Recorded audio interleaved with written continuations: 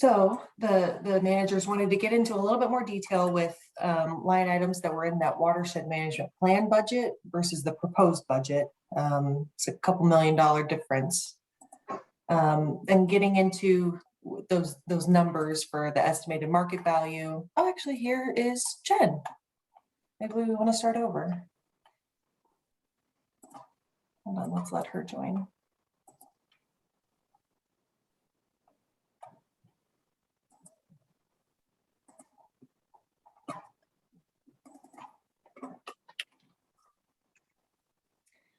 Hi, Jen, can you hear us? Yep, I can hear you now. Thank you. Great. Well, we have a quorum. I guess maybe do you want to call the meeting to order? Yes, I will call the meeting to order. And the topic today is singular, and that is our 2022 budget. Okay. So back into what I was saying, we've got, let's go over the managers wanted to go over the difference between the watershed management plan budget for 2022 and what staff had put together, which was $2 million or so less. Going over those numbers that we get from the state, the market value and tax capacity. Going through, the board had requested some more details on just various funding options, what kind of grants are out there, and then of course financing is an option too. And then we'll see where we're at, and if we've got time, we can get into the expense budget in more detail and go through programs and projects, kind of as we've done for the budget meetings in the past. I'd like to bring up something first, though, just to get this off the table.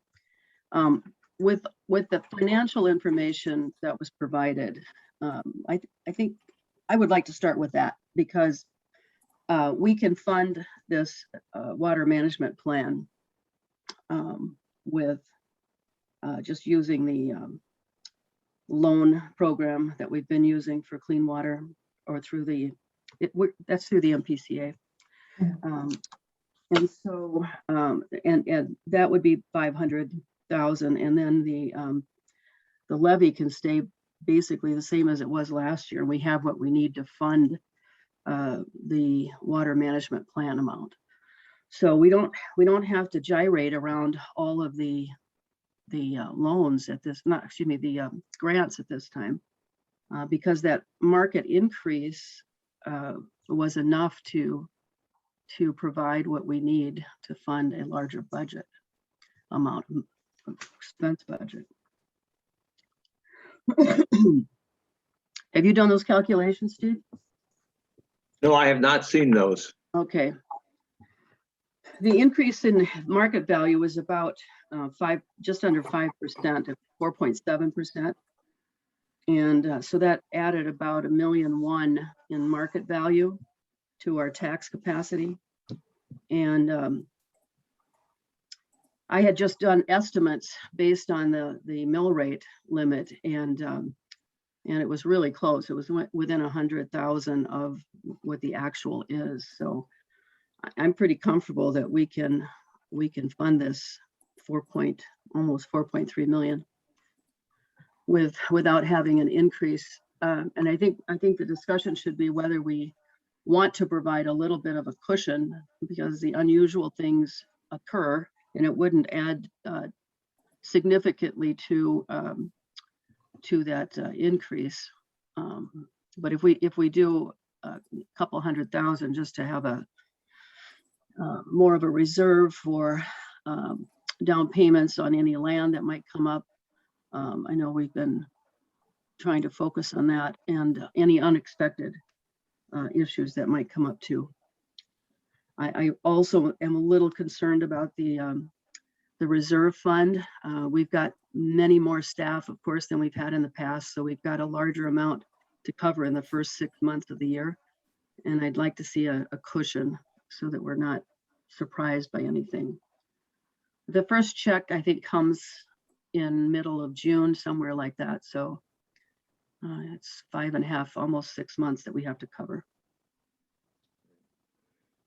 Yeah, I'm just looking at the revenue expense projection scenarios that we did earlier on. Scenario L1, which is the 5% levy increase each year. So I guess we had already built in a 5% increase into that estimate. So are you saying we're gonna have another 5%? No, no, I wasn't saying that at all. What I was And then saying these- is, what I And was then the other saying, question I had is, are you saying that we're still gonna use 1.592 million reserve in 2022? well, we're going to need, if this number at the top of our budget line item, the differential sheet between the management plan and the proposed 2022 budget. And that difference, if that 784,000 is our total district staff and wages and benefits for the year, I'm assuming that's annual, right? Without having any of it going into other categories. Is that correct? Yep, and that was an estimate from a couple months ago when we were going through that watershed management plan, and it had an inflation built in. Mhm. Just doing more recent estimates, me discussing this with Mike, 750 is probably an appropriate amount for 2022.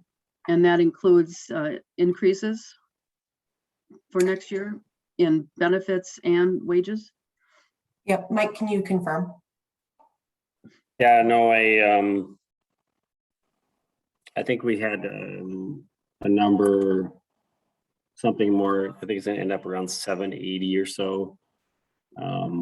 I had that original estimate there at 750. But we had one adjustment here, well, to still be made, to the brand offer was, has been a seasonal technician with us. And prior to, well, he's indicated his interest in being full-time with us. He's been with us 4 years already. He's a seasonal tech. And so given our workload and then other just capacity issues, that's a change I'm intending to make for the going forward. So that would bump it up to about that 780, 782 number.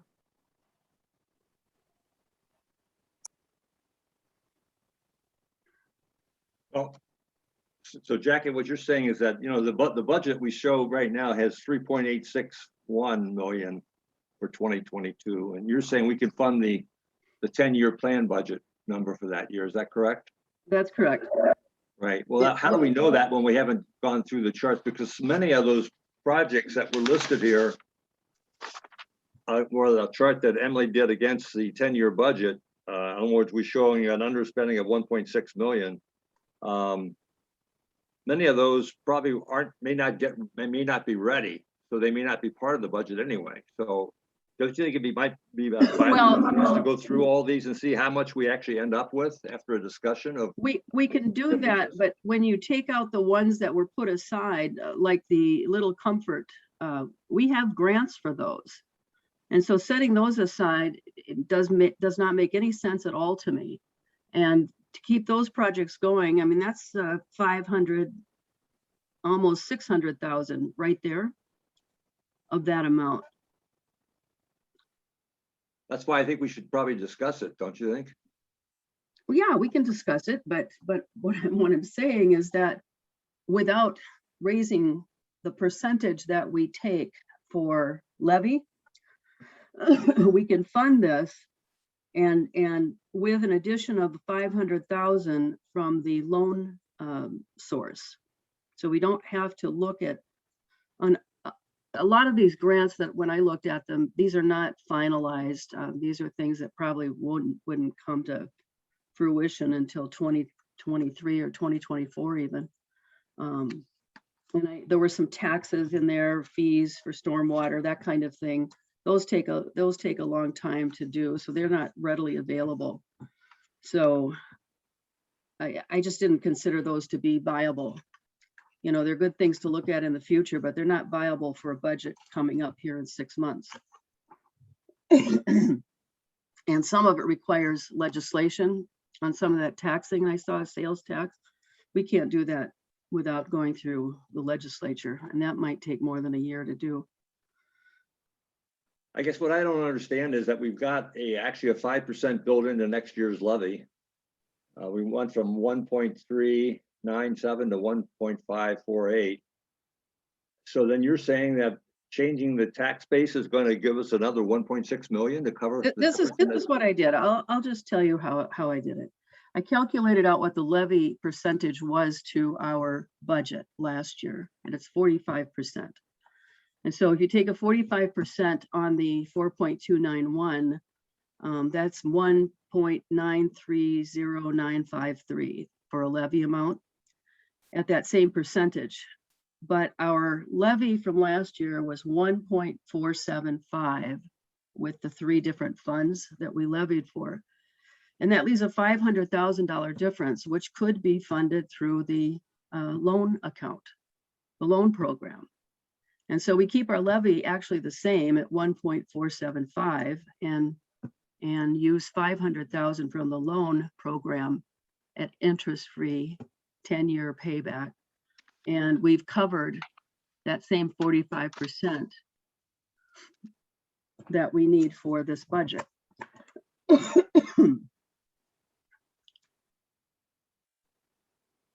I guess I'd like to see those numbers. I mean, okay, I'll go along with what you said, but we should actually have that typed up and sent around to the board so we could look at it and see. Yeah, of course. And validate it. That This- still this- leaves us, that still leaves with a carryover reserve of 1.6 million for that year. Perfect. So, Perfect. that- We well, keep it.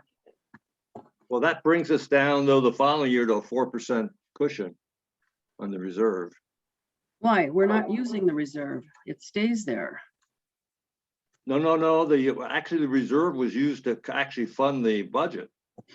Well, Well, I'm if you look at saying the that we don't need, I'm saying we don't need to do that. I'm looking at the financial coverage for this 4.291 without looking at the scenarios that were done before.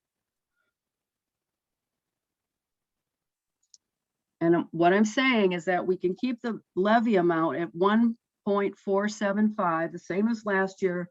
We add 500,000 from the loan program. We have our 1.93 that we need for this 2022 budget. That only gives us a $500,000 though, extra. It gives us what we need to fund that budget at the same percentage that our levies have funded the budgets before. So we've got our reserve. So if anything unexpected happens, we've got coverage for that.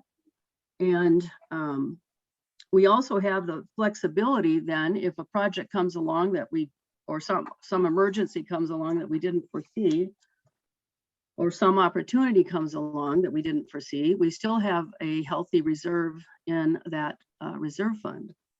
Emily, could you put that chart scenario L1 up, please? And center on the 2022 total. Talking past each other right now, so we need to get on the same page here. Mhm. Okay, so what I'm looking at, Jackie, is the Mhm. 22 total expense budget. And you can see Yep. that the levy was increased 5% to 1.548. Mm-hmm. We have a grant revenue of 374.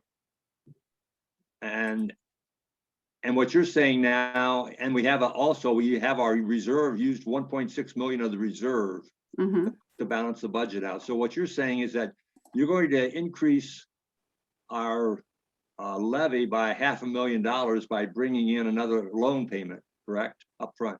Well, I'm not increasing the levy. No, but so you're taking the loan amount that we had right there, which is 236, and you're going to make that 736, Uh-huh.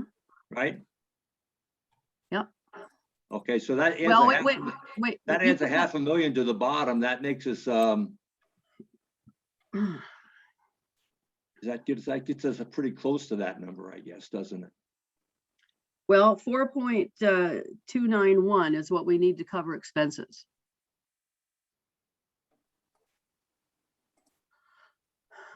And so you've got, how come this expense is 3.861 on this scenario? I'm looking at this differential. So this isn't the accurate one to do. This is the full water management plan. Okay, the full water management plan would be 5.6 million. I'll just paste that in there. It's 4.291 is what you have on this differential sheet. Those were just the main items because some items were higher than others. Okay. Like we increased the cost share budget compared to the WMP actually. So, Mhm. um, So what is the full 2022 budget look like from the plan? 5.6 million. Okay. And that's with the carryover reserve fund added on revenue. The top is Mhm. revenue. Mhm. Okay, so Yeah, you we want to, can get rid of that and see where we're at. it's about equivalent to, well, not quite. The levy plus the loan would be more. It'd be 1.9 in revenue.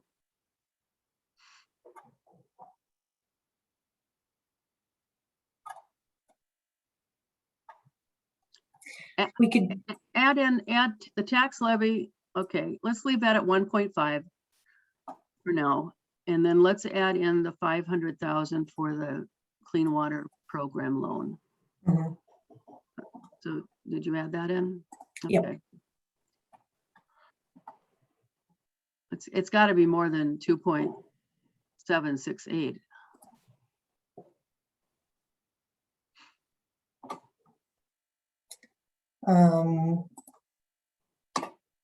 We could do it another way. 2.768. So then we're short 2.8 million, Well, which means that we'd have to use more than the reserve we have actually.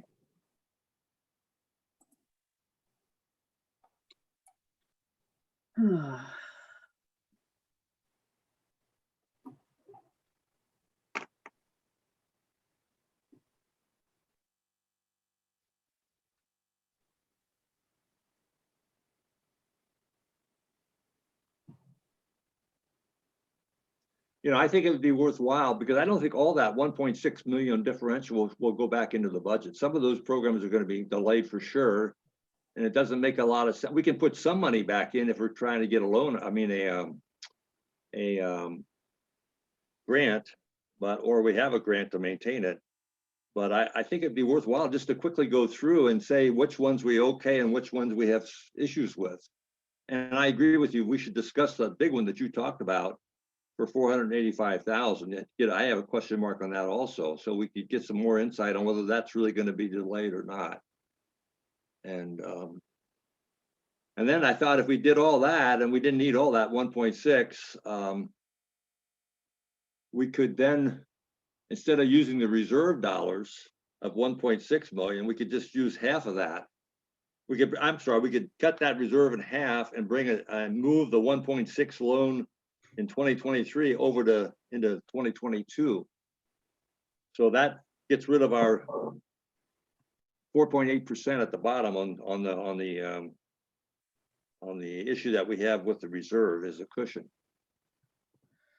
So yeah, we don't want it to go below that 32 or 33 reserve. That's the actuarial standard. We've always been above that, but we can't be below that. We can't be at these negative numbers in particular.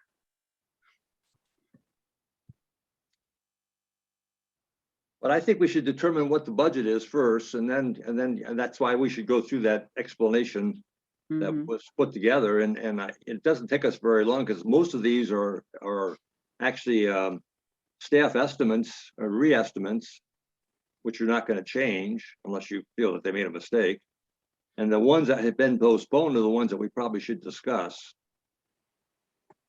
And the other issue is, I think we can probably add some extra back in because we normally underspend our 5,000 project levels every year. So we could actually make sure we have more than we would normally want to spend just to cover that underspending that we have every year. That's a big issue that I see. You know, we're only going to spend 700,000 this year as opposed to 1.5 million.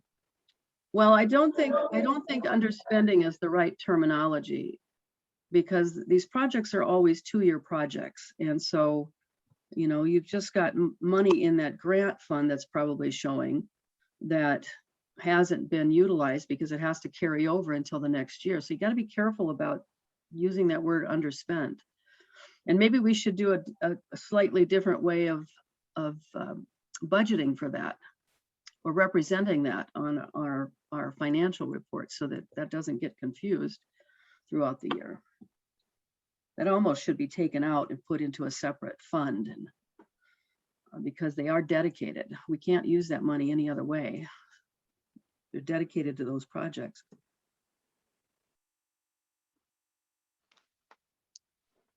Well, that's why I think if we discuss that particular project in particular, we would maybe flush that issue out that you're mentioning.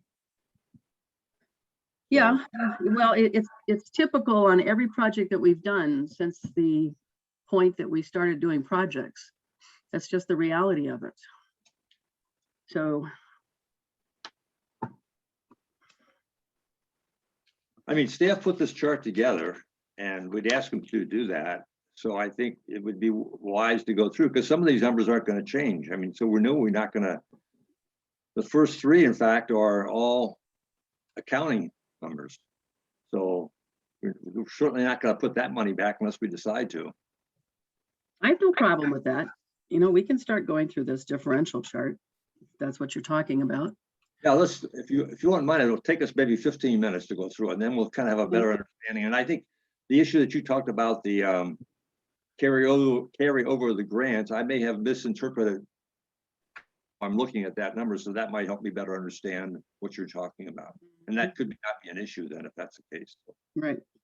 So let's Emily, just, if you don't mind, let's just run down this sheet real quickly. Yeah, absolutely. So the first one is the wage benefits. So that's under by 34,000. I have an okay by that. General office expense under by 288,000. Are we not likely to do something in 2022? Is that correct, Mike? You agree with that? Yep. So that one's okay. The stream monitoring one. If we're going to do it in-house, this is a program for profit or a savings for us. So that we have to agree with that number, 91,000. That will not be in the budget, at least for that year. Yeah, I think we should continue monitoring. I don't agree with ever stopping doing that. It just delays things down the road. No, they're not stopping it. They're doing it in-house rather than paying, Yeah, I know, but there was some talk about, on one of the charts I saw that that we would forego some of this monitoring that we typically do. Okay, so I don't think that number reflects stopping it though, does it, Mike? No, we just talked about, yeah, I think just as the note says, doing some additional stuff. okay, In fact, we just talked yesterday about redoing our 10-year monitoring plan. It didn't include the wetland monitoring, but that, well, no, never mind. It didn't include dollars to contract it out, but it's staff led. So assume staff led, like Mike was saying.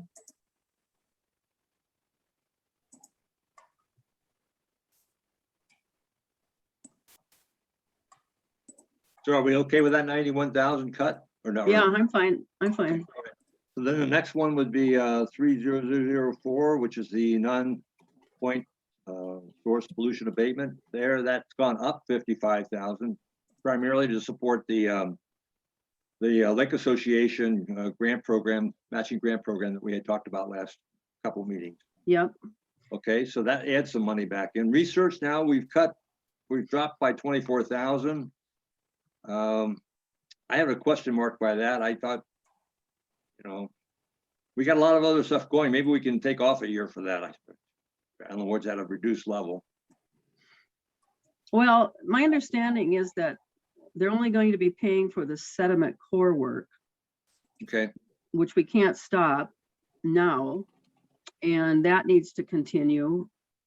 And the rest of it, if something comes up in that research area, we do have that reserve fund that we can tap into if we need to, or the loan fund if something big comes along. So I don't think we have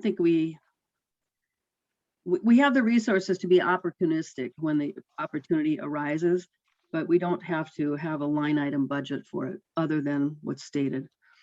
So I agree with that. So that makes that an okay then. Hmm. Okay, Jackie, with that? Yep, I am. Okay, operations and maintenance, that's gone down 17,000. Again, that's a staff decision, a updated estimate. So I'm okay with that one if everybody else is. Yep. AIS prevention and management. I'm okay with that one too. Again, if we need to have, we have an issue, we've got the reserve. We certainly have Yeah. enough money in there, so I'm okay with that one. What's proposed being cut for 37,000? I didn't see the detail on that. It was really kind of that inflation element from the watershed management plan of just Okay. increasing everything by 3%. Okay, But just, yeah, budgeting on an annual basis. I Okay. think. yeah, I'm okay with column 2. Okay, then the Mhm. next one is the volume control facility implementation. And it looks like the reason there is primarily designed in 2022. It may not be ready for full implementation until 2023 due to the Highway 8 project up there. So I have no feel for that. I have to depend upon staff's estimate on that. So And the volume control facility implementation is what specifically? So that's oh, go ahead, Mike. I was just gonna say, so yeah, the district has been collecting funds through our permitting to offset for those sites. Really at the request of Forest Lake, City of Forest Lake, to offset stormwater requirements. And but we've been waiting on them to complete a study, that whole downtown area, and this would be north of Highway 8. And some of the property they own, but also in partnership with us in that general area in Washington County. I mean, So it could also be over towards Highway 35 if we were to Mhm. get something together over there too. So what property exactly are you talking about? The tax forfeit property? No, this is, the city owns a strip of land immediately north of Highway 8, Hmm. where there's a channel. And Behind the daycare, you mean, on the north, across from Bixby? Across the highway from Bixby? no, Okay. it's east of 61, north of Highway 8. Emily's closing it now, right? They kind of almost see where the channel is. Oh, through the wetland? Correct. So the city owns roughly a strip of land Hmm. like here. So this has been the principal piece. DOT owns this property down here. We're looking to coordinate with them to do some pre-treatment and then allow it to come up in here. There are two parcels here we would be interested in identifying for ownership too, but part of it is just working with the city to figure out who's gonna lead on this. Okay. And this Like- isn't just volume control. This is stormwater treatment as well. Principally, yes. Okay, Mhm, all right. mhm. Well, that's an important project for the Comfort Lake Management District. And it's been a long time that we've waited for anything to happen here. So I don't want to see this being delayed another 5 or 6 or 7 years. It's too critical, especially with all of this highway development going on and road changes going on there. Yeah, well, the city has just sent us over a draft Hmm. copy of their study, and Greg is commenting on it Okay. as we speak. And but also just technically, it's important to know that wetland requirements we would have to have a pre-treatment facility, and then it's so we don't necessarily call it treatment for stormwater, but it's but it would definitely result in some mitigation for flood hazard and then filtering after the pretreatment. So Yeah, well, the thing about this property though, and this drainage area is that we have urban stormwater that's coming at Right. us. And so that has to be treated like urban stormwater. So filtering through the wetland is fine, but we've got to make sure that all of that other junk that comes in the urban stormwater is being treated or filtered out. right, that's where we're analyzing, the pretreatment elements either through sumps or this other MnDOT area that is designed for that purpose. So Sure. then, Now, this program or this project, I mean, is something that would be covered under the Clean Water Partnership monies, correct? it could be if we needed to balance. You're talking about the loan? The loan, yes, Correct. Yeah, we could use that to cover the balance of what we don't have, and then whatever additional. Ultimately, we could recover costs through stormwater impact fees. sure. Okay, Mhm. so we're talking about a $32,250 difference. So, clearly we can have that come out of the reserve if we need it. I don't think we'd need to do that, but I just want to stress the importance of that. It cannot be delayed anymore.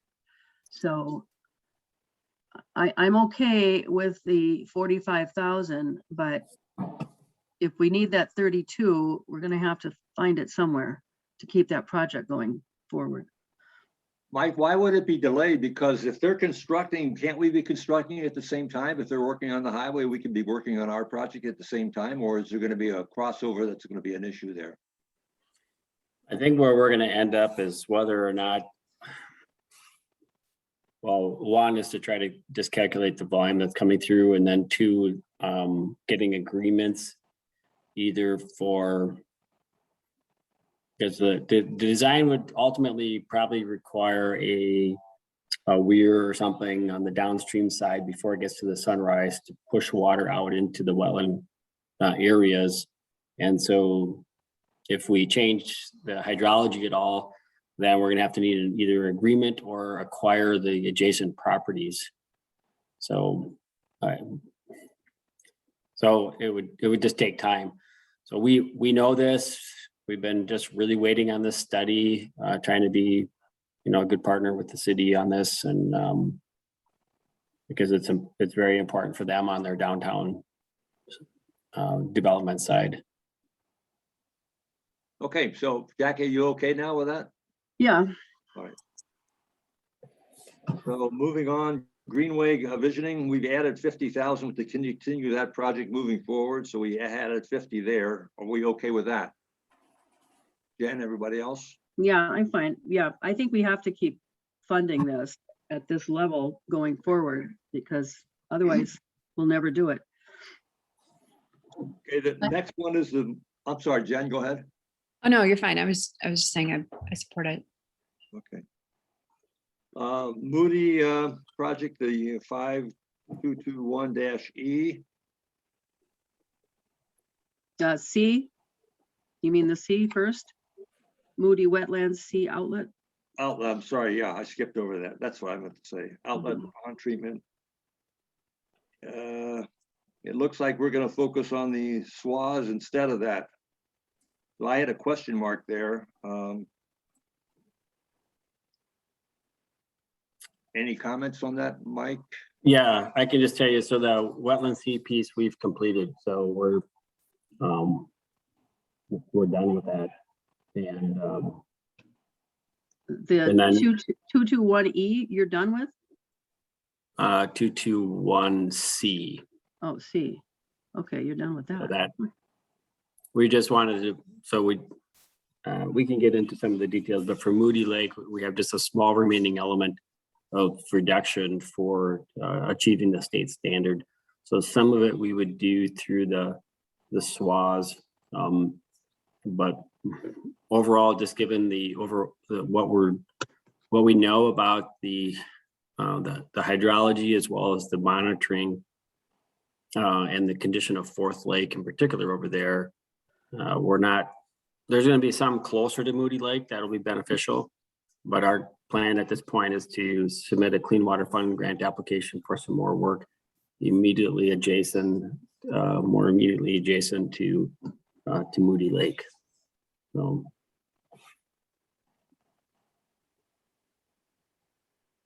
Okay, But there's everybody a- okay with that one? Jen? Everybody? Yep, Okay. Then with that next one we just talked about, the 221-E is Moody SWA implementation. Looks like that's not required. Not as costly as we had estimated. Is that correct, Mike? Well, we're kind of moving in this other direction. We have, I think we're gonna, Okay. the project we have up there, we think we're gonna get it done this fall yet. okay, Okay with that?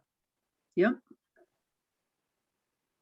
The Bone Lake SWA implementation, that's been increased. we have a grant for this. So Right. we should do it. So that's actually higher than we had forecasted. So are we okay with that one? Yes, I'm okay with it. So, I'm sure Yep. Jen is. Yep. Right? Yep. I'm voting. Okay. Mhm. 5225C, Little Comfort, Heath Avenue, Stormwater Management. This is the big one that you were talking about before. Yeah. We have a grant for this. So why would we delay it if we have a grant? Well, and I shouldn't have used that word. I shouldn't have used delay. It looks like a delay because we had put 515 in the watershed management plan for 2022. But we just got this grant, and staff's been working on through the landowner coordination and permitting and all that. So delay probably isn't the right word. Okay, So what you're saying then, Emily, is that we probably have enough money in there to keep the thing moving as fast as we can until the following year when we actually get into implementation. Is that what you're saying? And correct me if I'm wrong, Blaine, but I think this is one where you're doing construction in the winter, that big east wetland impoundment. And so it's going to start in the winter and it'll roll over to really early 2023. Is that right? Yeah, that would be potential timeline. We're currently working with landowner outreach, getting those agreements in place, and we're starting survey work that'll inform the design. That'll start mid-July.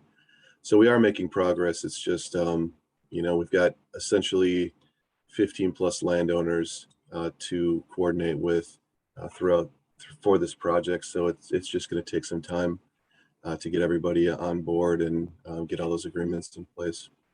maybe a better way to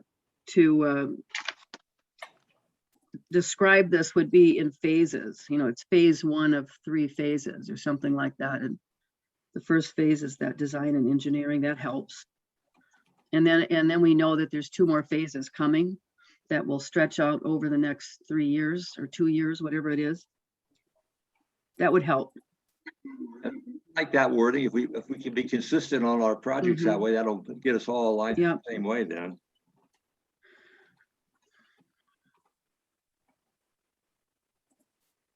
So, So I guess what we ask the staff to do, whatever, if it's a 3-phase project, however you want to mention it, but then we'll just be consistent that way in showing those kinds of programs. We kind of do that now, but it's not always as consistent maybe as it might be, so.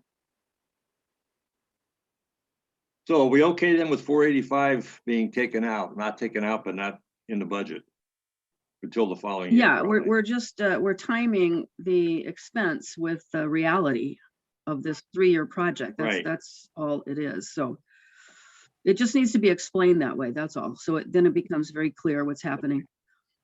Same thing with this next one. Little Comfort internal load management. Yeah, so that would be the alum treatment after these projects are implemented. After we deal with the external load, then we'll address the internal load. Okay, So those would come after the east wetland and the school Little Comfort Channel are okay. implemented.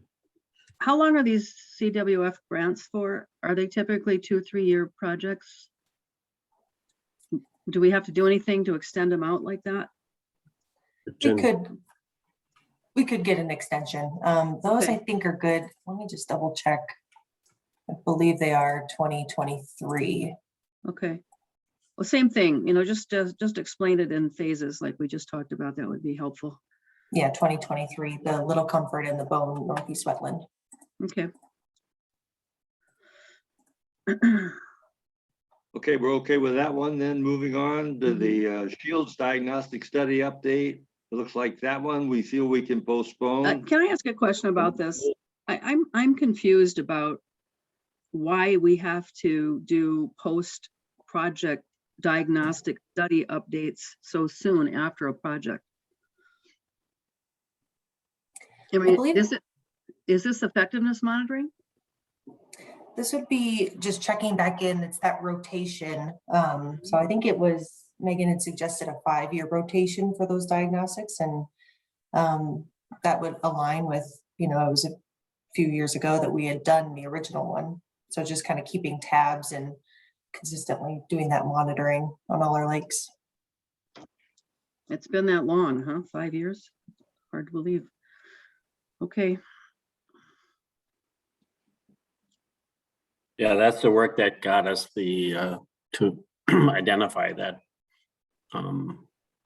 area to the west of Harrow Avenue as really being the major load. Mm-hmm.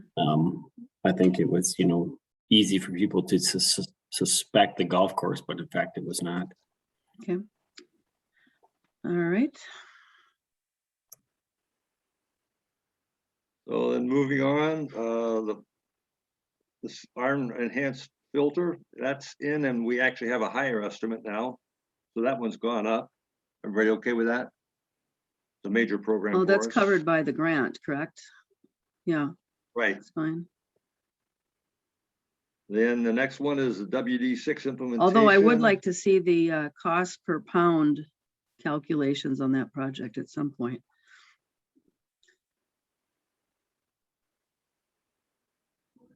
Okay, so I'm gonna make a note on that. Well, I think I can get that just right now for us. It's on, let's see. Like 780 something or 800. 440.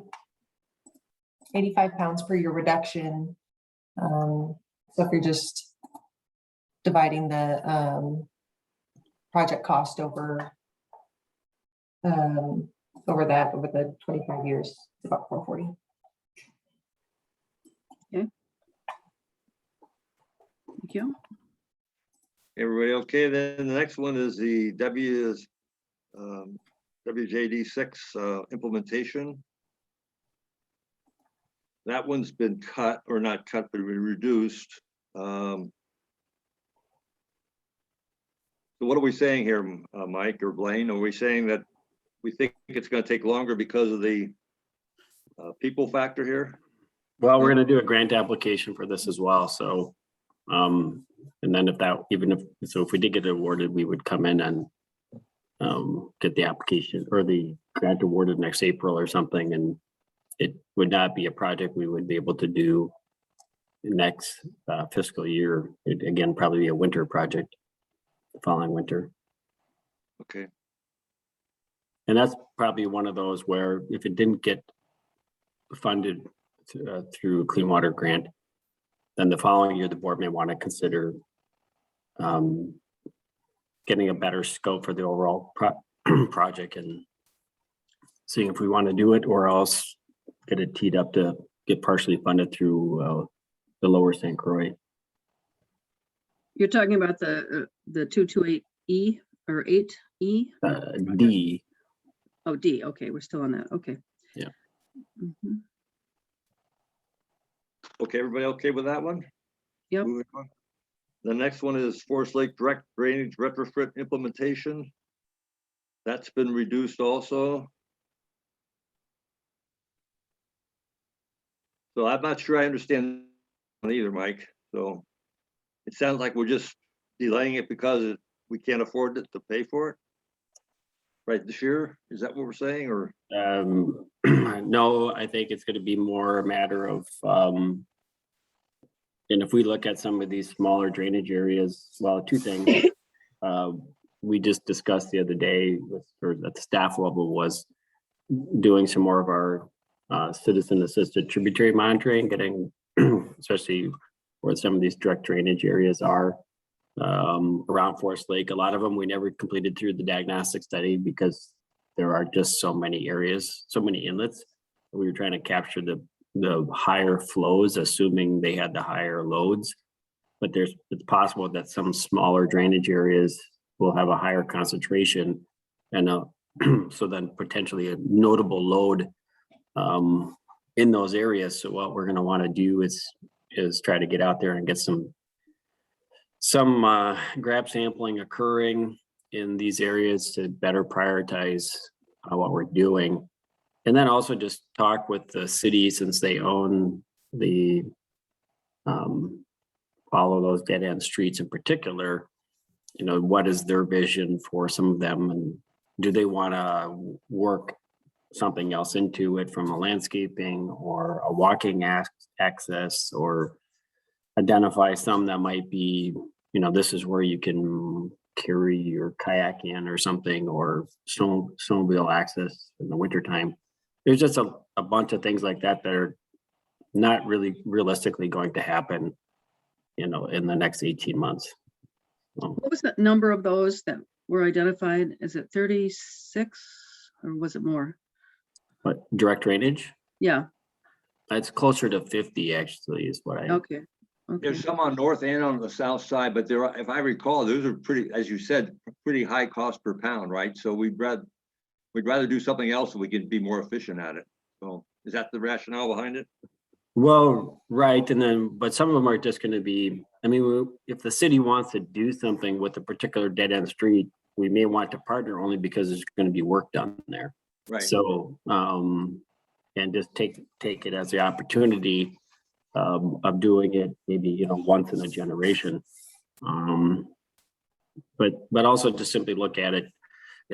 Bottom line is we need more data, because we just have not, on the diagnostic side, did not do much on that side of it.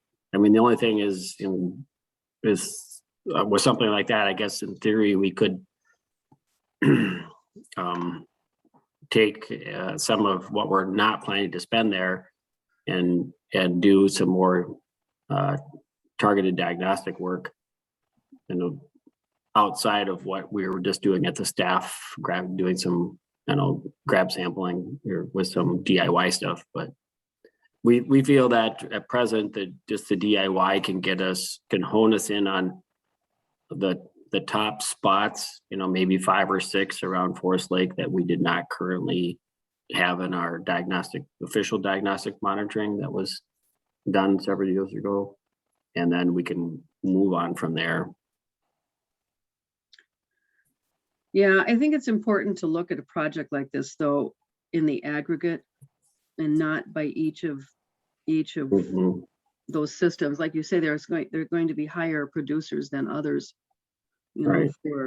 or pollutant loads on some of them than others. But, you know, to me, this is kind of like death by 1,000 drops. You know, I mean, you've got these little ones, but you've got so many of them, almost 50. And if each one is producing 10, well, that's quite a bit of phosphorus or nutrients of some kind coming into the lake in the aggregate. And Forest Lake is compromised anyway because of their zoning rules in allowing houses so close to the water. Some of the big houses along the lake, and this has been going on for decades, are 15 feet from the water's edge because they converted into an old cabin into a 3-story home. So I think if we can work on access points like this, we're making up a little bit for some of that residential property that is almost impossible to fix. But, you know, on the other hand too, Jack, which I agree with you there, but we have we did a survey like 5 or 6 years ago, looking for all the flowage coming into the lake with our lake association. I think they submitted 29 sites. We haven't really, I still get questions on, hey, how come that nothing's been done about this stuff that flows through my yard into the lake? Yeah. So now by going back and checking these, we'll at least got most of them knocked off. And Well, that's what I'm feel more that's what I'm comfortable about what that's good or bad. Well, that's what I'm saying, but Mike was proposing to do, what I heard was more diagnostic work on these Right. to find out what the productions are. So why not just test all of them? And you'll have a record, a baseline for all of these input sources. And an aggregated total of what the total contribution is to the lake. So I agree with the outline that Mike just presented. Okay, good. Okay, next one is the Comfort Lake Forest or Comfort Forest Lake urban retrofits. I'm looking at a stream. Oh, yeah, I'm sorry. I had my ruler over that. Sorry. This is a bigger Okay. one too. Yep, I got it. So the rationale here is that we may not need this right now with everything else we've got going for Comfort Lake. Is that correct, Mike? Well, I mean, also just again, working with the city to identify these, are going back to the study that they completed, and we that it just is taking some time. They're discussing maybe redoing that Broadway Avenue iron and hand sand filter piece that the district participated on. I shouldn't say redoing, but they're talking about adding on to it. So, I mean, again, given the pace of this discussion that's already 15, 16 months into it or longer, I just can't see the city being in a position to do much next fiscal year. But we certainly want to keep working with them and trying to get these things identified and on the ground, because we do know that as development pressure continues, we're going to see more and more demand for these types of systems in place. I think that's the wise thing to do, because there has to be a stormwater plan in place before it's part of the infrastructure before they should be able to develop. And we can certainly demand that for the health of our river systems. It's not just the lakes, it's the Sunrise River.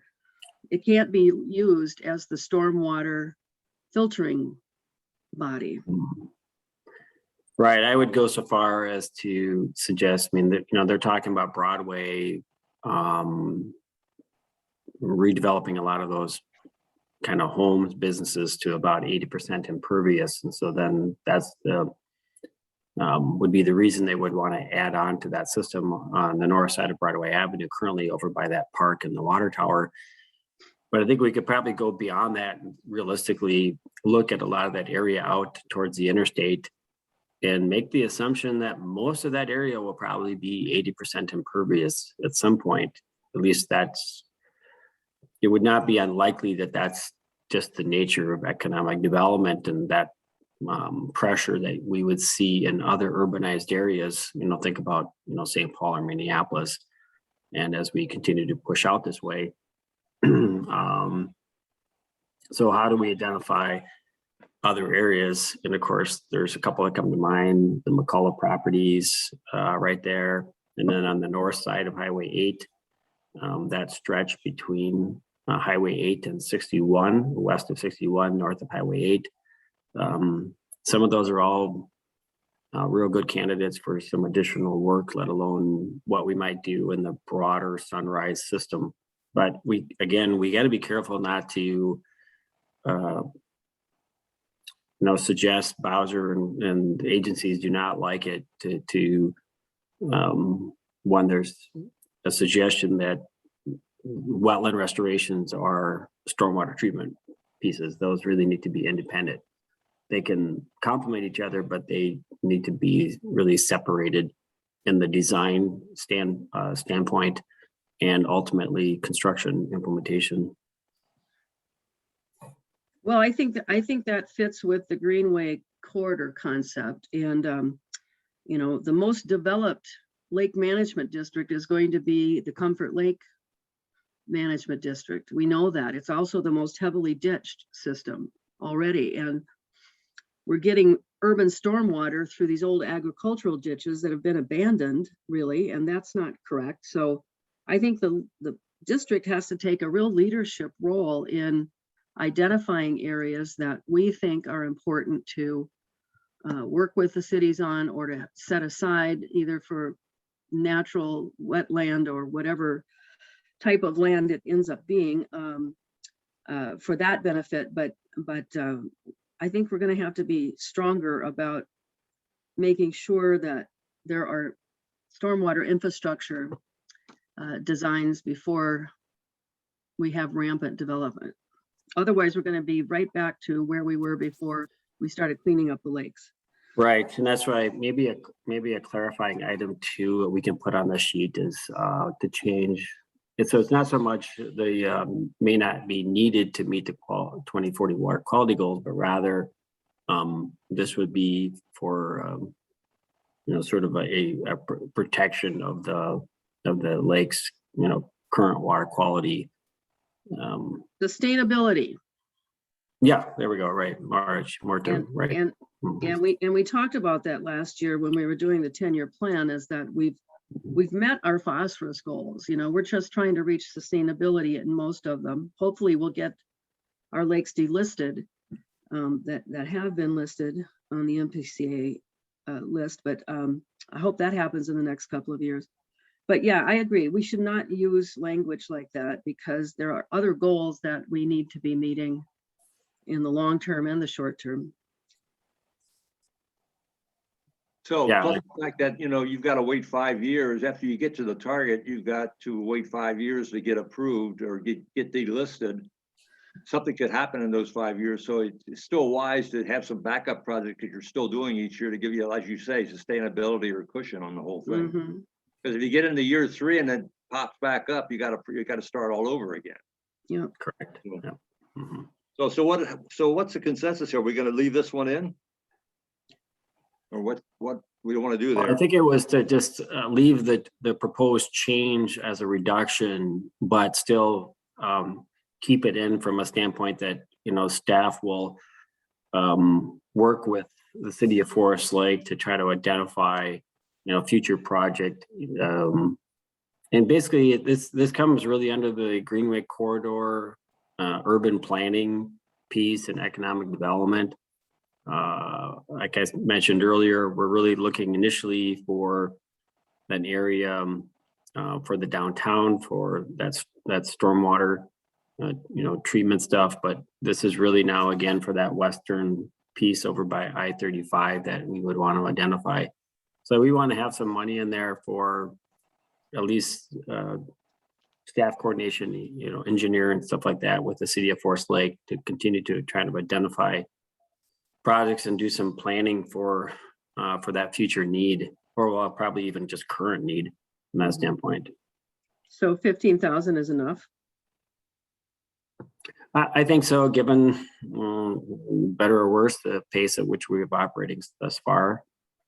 Well, I don't think that's what I was getting at before, though. I don't think we can have that pace continue to be the slow boat to China. It's gotta keep up. It's got to be ahead of the development. And they've got to have their plan together here fairly shortly. 50 years is enough time to come up with a plan. Yeah, well, we could definitely increase it under that element of staff, potentially leading more of the of some of the work, or having EOR staff get out there. So what do you want to increase it to then? What would you suggest, Mike?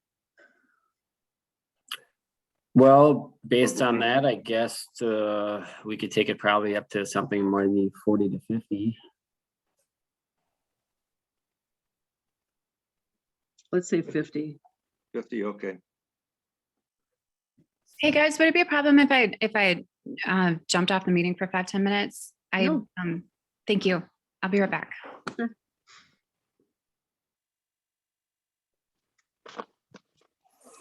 We should say that. I mean, this is a workshop, so there's not the formality of a board.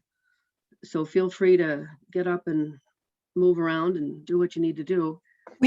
At some point, we're going to have a probably maybe in a half an hour, we'll have a bio break in tandem, and then we'll, or in group form, and then we'll come back in 10 minutes. We'll take a 10-minute. Okay, well, I Right. mean, we had butterflies hatch last night and I didn't want to put them out in the rain and they are bouncing so hard. I'm afraid they're going to hurt themselves unless I put them out right now. Ooh, do a video. I will. They're gorgeous. There's like 6 of them in a tiny little container and they're really making a lot of noise right now. All right. I'll be right back. Thanks. Yep. Okay, so we'll increase that 35 then at the bottom line here. I made a note of that, so. Moving along then, stream diagnostic study, district-wide.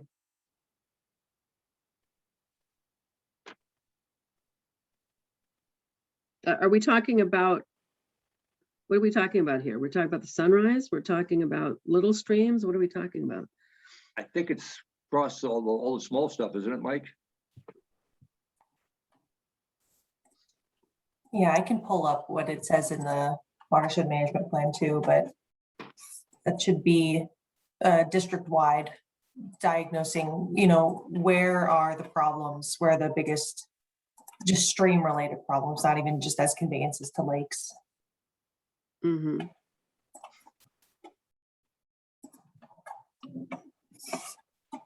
Well, there's nothing, it's 0. So maybe Blaine or Mike, is you still here? Okay. What does this mean? What is being put on the shelf here for a year?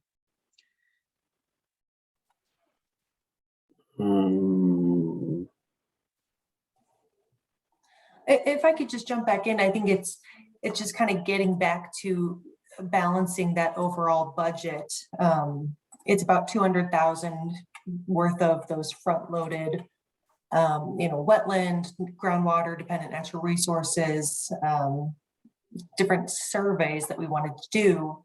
And this data gathering will help us move forward. Okay, we've reached the lake goals. Now let's gather data to start achieving goals in other issue areas. But it's just a matter of getting the budget to balance. Okay. And I'd So note that's- that, Mhm. Go I'd ahead. note that we're also doing stream monitoring under, you know, the monitoring budget there. So Mhm. got the ISCO units out that are doing continuous monitoring on the streams along Sunrise and Bone Lake tributaries. So we are doing stream monitoring. It's just not included under this line item. I wondered if it was the search for the headwaters of the Sunrise.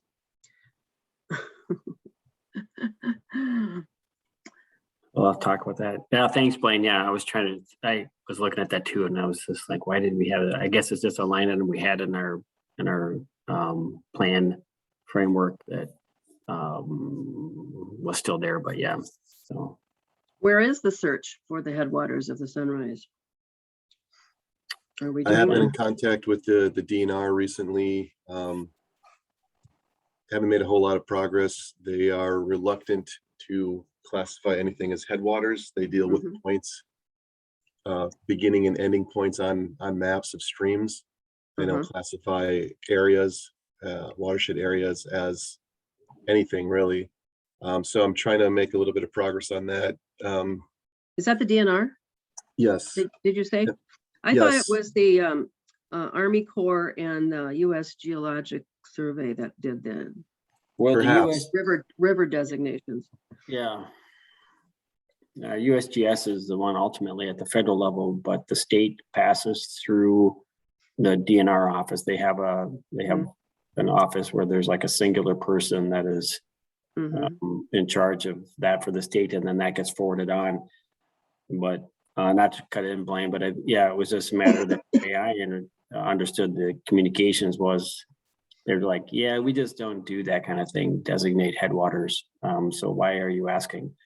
And so we're like, well, you know, we know of one in Minnesota, that's the headwaters for the Mississippi River. So, Mhm. and we, you know, makes for a lot of good marketing, or it's enough reason We to, want to turn it into a national park.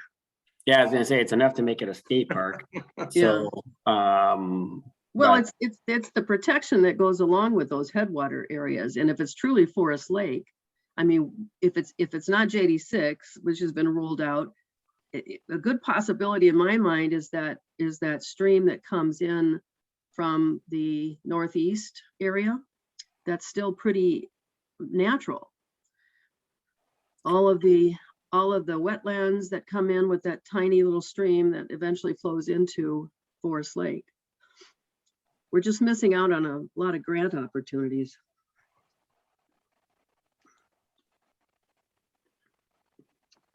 All right, so Back on Moving on. task here. Yep. So what are we gonna do with this? We're gonna add that back in? he's not making much headway. It sounds like it's all in-house efforts right now to, Okay, when we're talking about the headwaters of the Sunrise, so I didn't, Well, we really have this funded in other areas. That's what we're okay, saying. okay. All right. So not Okay, needed. next one is the BBSLC tributary study.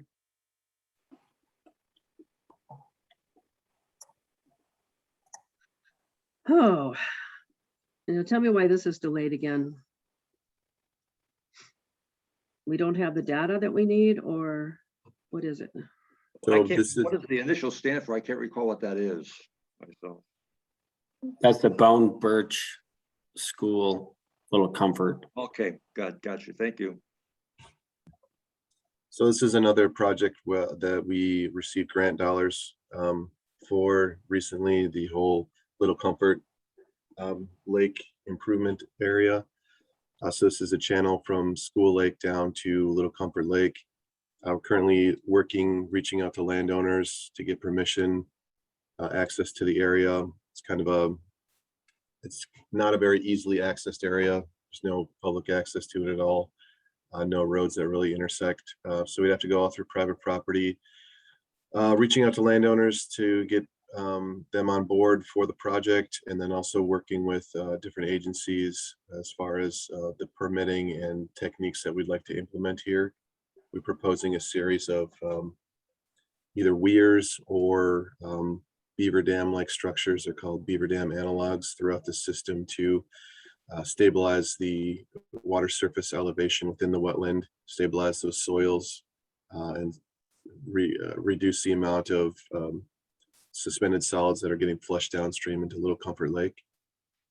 So again, this would be like a phase 1 of this project to use that same system that we used for the east wetland.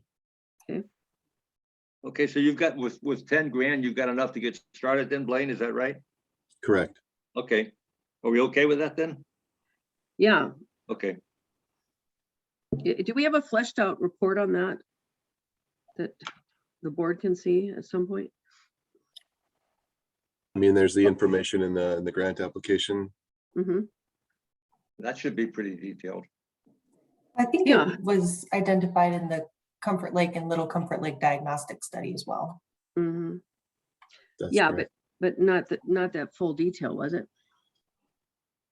And then Blaine did some additional work too, field work, and he wrote up an internal staff report. Yeah. That I don't know if that was shared or not, Blaine. Well, Yeah, just try to get something, at least to me, because this comes up all the time in conversations. Okay. In my area, and I'd like to be talking a little bit more learned about it. Okay, thank you. Okay, the next 3 actually are projects that came out of the fact that we're looking at past the phosphorus effort that we had with the lake. So we've got wetlands, we've got natural resources, and we got groundwater dependent natural resource inventory reviews. And so these are all being postponed because perhaps we can just start them next year. I guess my personal thought is that we should try to get these done this year if we can, so we kind of know what we're up against. And we'll be adding some money back in, but it's not a heck of a lot of money to get an advanced look of what, and it's something we can do, right? I mean, if we don't have time for EOR, we can have somebody else do it for us, another agency. So I'm more inclined to add the last 3 back if we really want to get serious about looking ahead in terms of what we might be getting into in the future. So that was my thought on the last 3. They're kind of That's similar. always my philosophy. The sooner you can get that baseline information, the sooner you can start making plans and budgeting for it. So Right. I'm in agreement with that. Jen's not I'm sure here, she'd be so, in favor of it. okay. So why don't we, if everybody agrees, why don't we add those back in, those three back in? So actually, we added those three, plus we added the 35,000 back up into line, the urban retrofits for Forest Lake for Comfort Lake. And same with actually the So, staff line yeah. item. I wanted to circle back to that. That actually, I confirmed with Mike, that does need to be 784. Okay. So that one as well. Yeah, I'm more comfortable with that number personally. So we're gonna add that back in Yeah, then? that's what she said. Okay, so add that back in, okay. So that gives us 5 items to add it back in. Is that what you have, Emily? Yes. I'm doing that on the budget itself now, so we can show the revenue. So do you want to go back to that scenario L1 then and add those extra dollars back into the 3861 and see where we are? Mhm. This might be a good time to take a break while Emily does that. Yeah. And then we can allow her some time for her That break sounds good. before we get started. So why don't we do that? Why doesn't the group take, it's 10:17, and we'll come back at 10:30. Does that give you enough time? Yeah, I think so. Okay. Yeah, we'll see. All right. Otherwise, I can make it That's good. 10:35. How's that sound? Yep, 10:35, okay. 10:35. Yeah, let's do that. Hey Doug, I was just gonna mention before you leave, this is a lot of stuff to go through. There is if you get a copy of our progress report for last year, for 2021, for 2020, I guess it is, in the back of the progress report, it has all the projects that we're currently working on with the kind of what the goal was and what the status is on each one. So it's about 8 or 10 pages. It would give you a good overview of some of the stuff that we've talked about here and stuff that's been done or currently being worked on, just as background information. That would be really helpful. Yeah, I know. My first meeting, I sat through a budget session too, and it's not much fun. So if you know what's going on. Well, there's, So there's, I feel for you, but next year you'll be in there fighting with us. So well, there's so many pieces out there, you know. I know it's not as complicated once you get going, Yeah. you know, especially when you got Mike and everybody else to remind you what we forget. Yeah, So yeah. good to have you on Thank board. you. Hey guys, so it wasn't one of those beautiful Disney moments where they all flew out the top when we opened it up. It was a lot of like, really, you want to get out? Go ahead. So I sent Mike the video. Oh, good, good, I'm good, not good. sure how to share it on this format. And then I like a huge reason I wanted to wait until lunch is because they have 3 sisters in there or brothers who were so close to hatching that as I was putting the cover back on, they hatched. Oh, wow. Wow, how fun. Well, we're on a break now until 10:35. And Okay. Emily's doing some work on the budget numbers that we just went through, or the changes. So we'll see you back at 10:35. Sounds great, Jackie. Thank you. All right, you bet.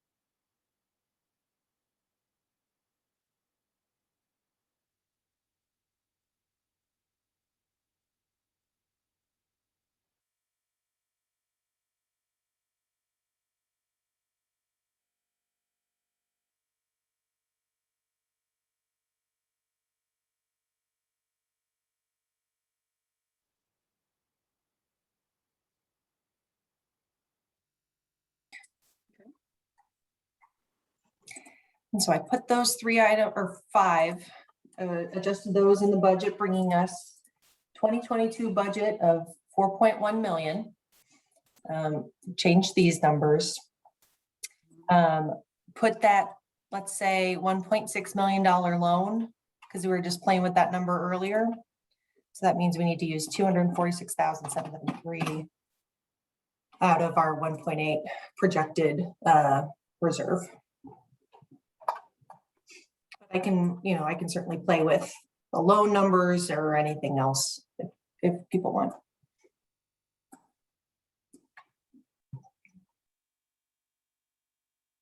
How much of the reserve is carryover? Do you keep it down in that fund? So we ended last year at 919. Mm-hmm. We assume that we're actually going to come ahead, from revenue to expenditures this year. So we got 1.8.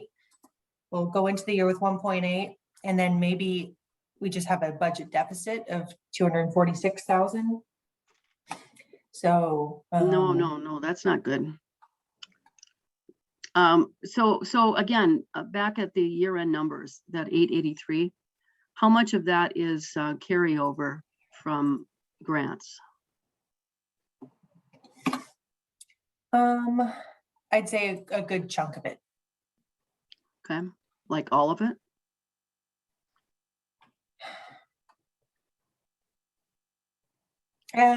I guess it's hard to say. I'd have to do each year for the audit. Excuse me, hold on one second. We need to do an unearned revenue worksheet.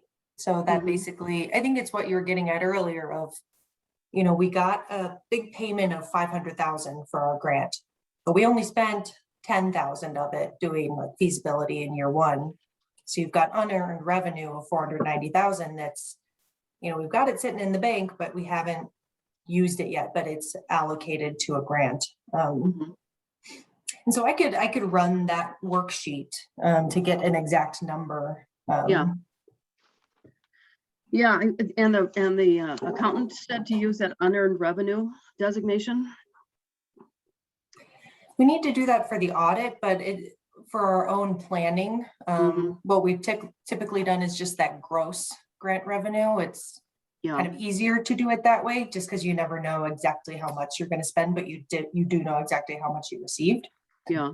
But I could make some estimates for sure.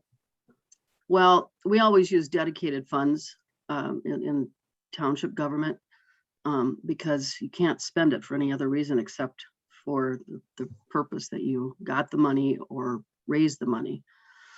And I think that would help us is that if we saw what the dedicated fund carryover was, then we know that that's not part of that revenue, or excuse me, that reserve balance. The reserve balance should be undedicated monies. So if we needed to pull from it, we could. It makes it easier, I think, Mhm. to budget and to understand what that number is. And we've done that a little bit with trying to have these columns for grant spend, other revenue spend, and then things that are levy or reserve covered. Mm-hmm. But these contain a lot of estimates as well, just to Yeah. try to get things to balance. Yeah. So column S is what we're working on now as the final numbers. Or- I'll go back here. Oh, no, that's the plan. R. Mhm. Mhm. X is the current expense budget that we are working with. Okay, so this is with all the additions and subtractions that we just talked about. Yep, those Is- 5 is- line items, Is column X, correct. and that's a complete budget? Not the partial like I was looking at before on the differential sheet? So it adds in from the differential sheet, go back up, just these line items. So that, And any reductions that we talked about. I don't think there were many, but yeah. So okay, so all of this was captured then. Yeah, well, what I recorded was revisions to these 5 line items and they were Mhm. all increases. Okay. Okay.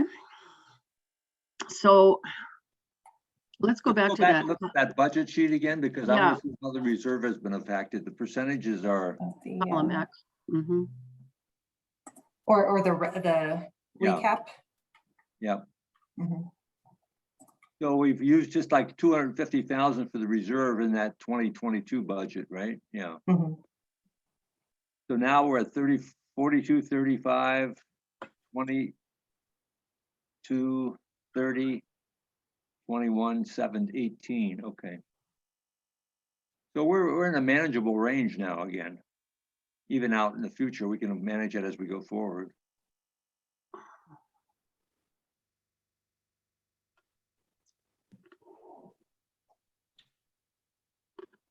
Now, have we used all of our loan money up with what you show right there? This includes still using kind of that remaining balance. We could use it in 2022. I think we could spend it honestly this year and put this 236,000 in 2021. But that would just move up our timeline. As soon as we spend up that remaining balance, PCA is going to say, okay, your disbursement period's done. Now you're into repayment. So we have until the end, we have until June next year to spend it if we want. But we could spend it this year if the board wants. But I mean, as far as the total loans, we can, if you add all those loans up, that's kind of what we've committed to up to this point. Because we don't show any loan money in 2026 or 2027. This would be a $3 million loan, so 1.6 plus 1.4 here. No, that's, The district was approved for a total of 5 million. And oh, that's what the difference is. It's not 3 million. So we've gotten our 1.5 million already. Our note, our obligation note is 5 million. So we could get another 3.5 million relatively easily. I mean, you could always ask for more, but then we'll have to go through that legal process again. How long can you keep that reserved like that and that maximum? I mean, you're not even pulling from that until 2026. Can you keep it active that long? are you talking about the loan or the reserve fund? No, I'm talking about the loan. She just had that loan schedule up. Yes, And not pulling from the remainder until 2026, 25. So how long does that agreement stand?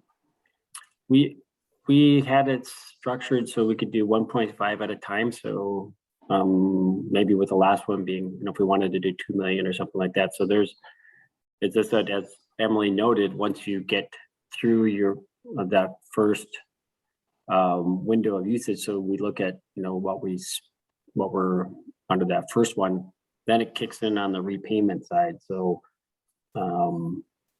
but just like a bond, we have a legal obligation to use the loan within a specified period of time, and typically that's 3 years, but they can make it 4.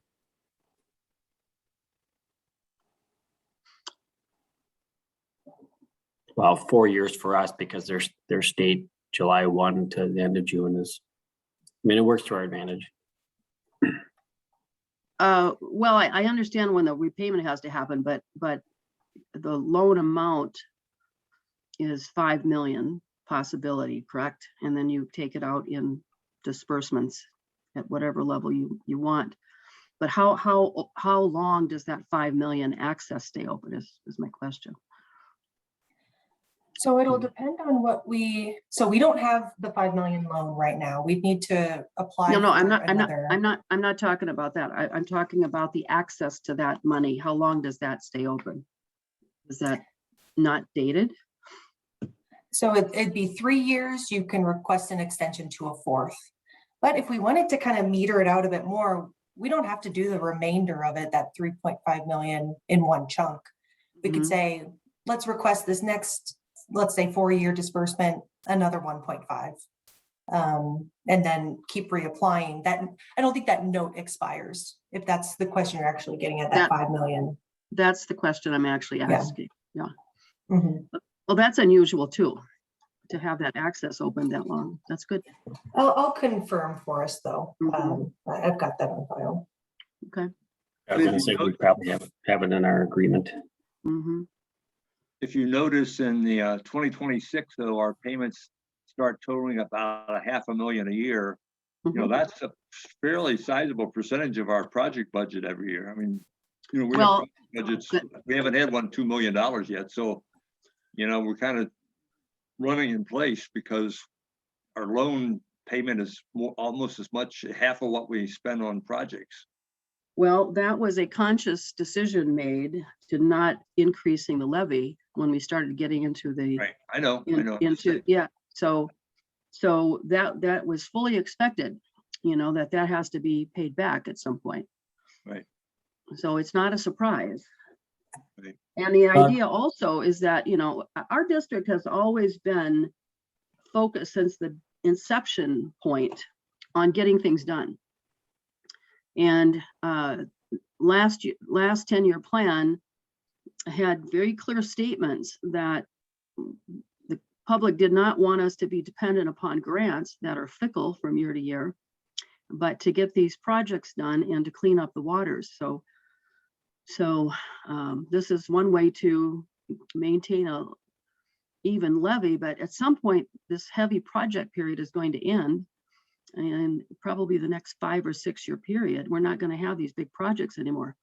At about the time when these heavy loan payments start coming due, or these delayed payments start coming due, and it should mean that we keep a level levy. So that's the whole philosophy. And managers, of course, you would recognize that a 0% interest loan is to the advantage of the local taxpayers. Time value of money, you know, really, they get out to Mhm. 10 years. That original loan amounts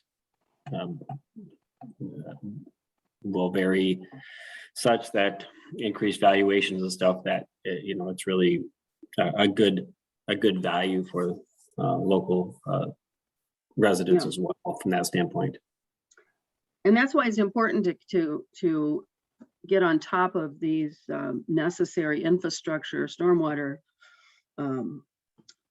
features in our growing cities, Wyoming and Forest Lake in particular, so that we don't get back to the point that we were at 20 years ago when all of that stormwater was just streaming down the Sunrise River untreated. So we don't want to get back to that point. So we at all costs want to avoid returning to the old days. That's why the approach of working closely with the city and making sure that that's understood is really important. And we're here to help with that as well. You know, provide the information that they need so that they can move quicker on their design work and their planning. Okay, so where are we now? So let's go back to that budget. Is it possible for you to send this out to us, those of us on the call, by email or some other means, so we can print out a copy maybe? Mhm. Yeah, I can do that right now or after the meeting. No, I'd like it. I'd like it now. Okay. This projection workbook. Mhm. Yeah, this one.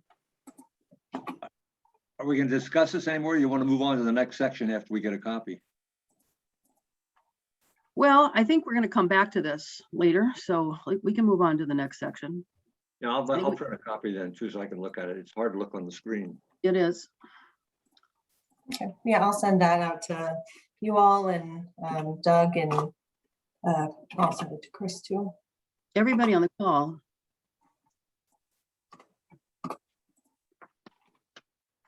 At least from the board level. Mhm. Yep.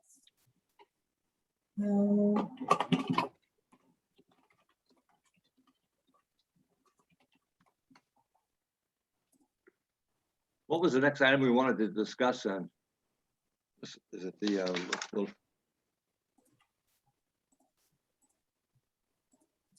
funding and financing options? Yeah, I think that's the important thing. The only separate item outside of this, all of our project work that I had any comment on, was making sure that we get back on track with our shoreland inventory photographic records. I know we're past due on Comfort Lake, and we've had just a tremendous amount of build out. There's not a open lot left on the lake anymore. So our lake has changed quite substantially. Yours is probably almost all built out. Some of your natural areas, I don't know if they've been encroached upon or not. It's really important that we maintain that.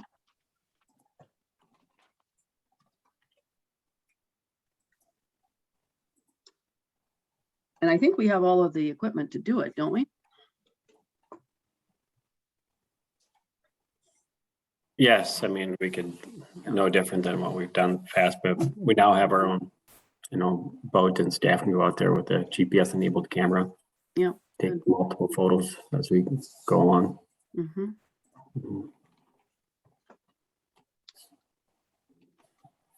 Well, we had that 5-year period where we were refreshing the inventory, the photo inventory. And I think that's probably more important, that schedule on lakes that aren't fully developed.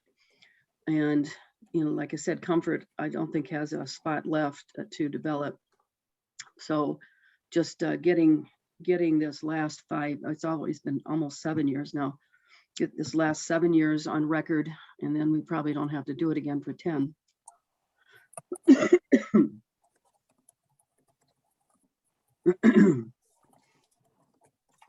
Might I ask, what does that entail? The photographic record or the inventory?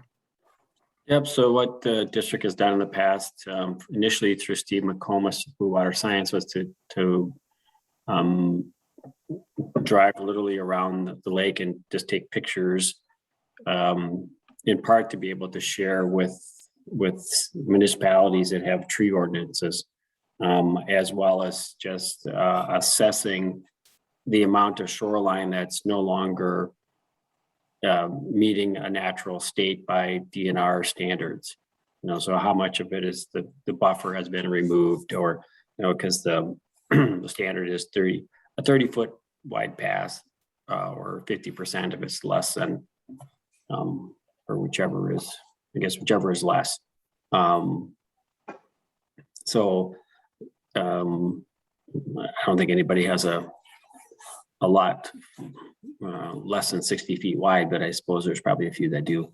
So that's what we would do. And then, so then we could just track the change over time through that photographic record. So some of the early ones were more distant. And of course you're using a Polaroid film camera, but now we have the ability to use a GPS enabled camera with better quality to document. What we did is went along in different areas and took different angles as we passed along the shoreline,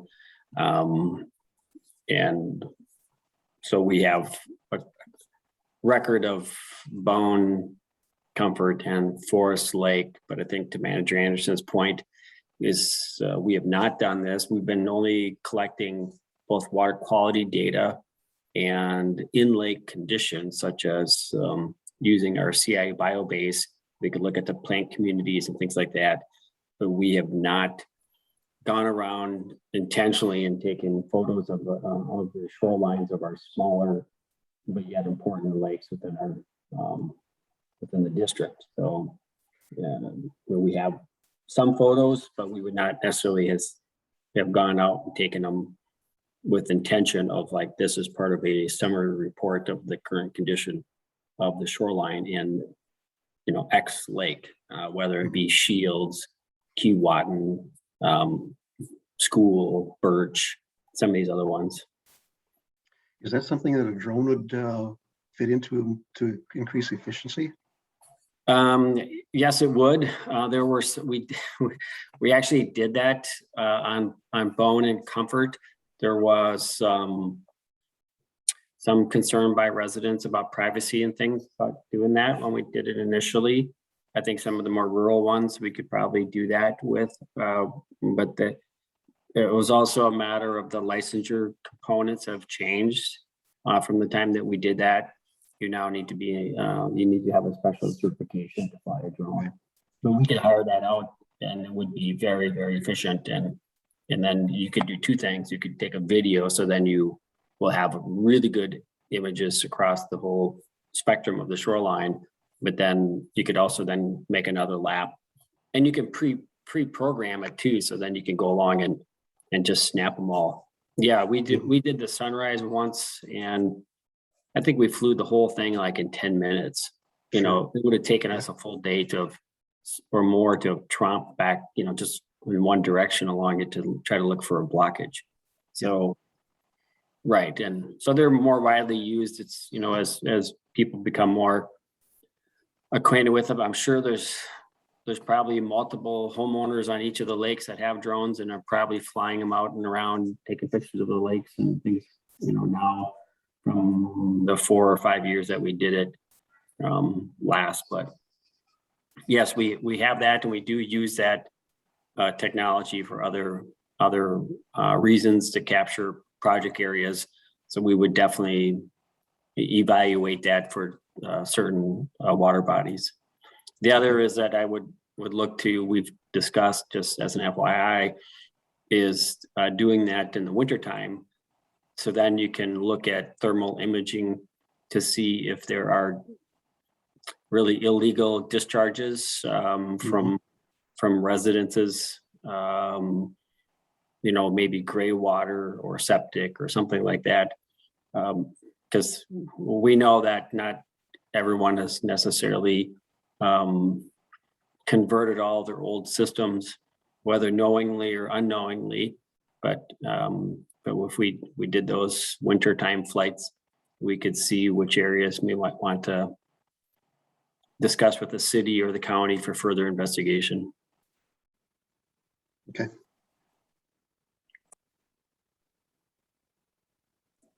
I just typed this in the chat, but this is written into the watershed management plan as just a way to measure progress toward our goals. We had set a goal for all of our main lakes of having at least 75% of the shoreline of the lake has 75% coverage, or 75% of parcels have 75% coverage.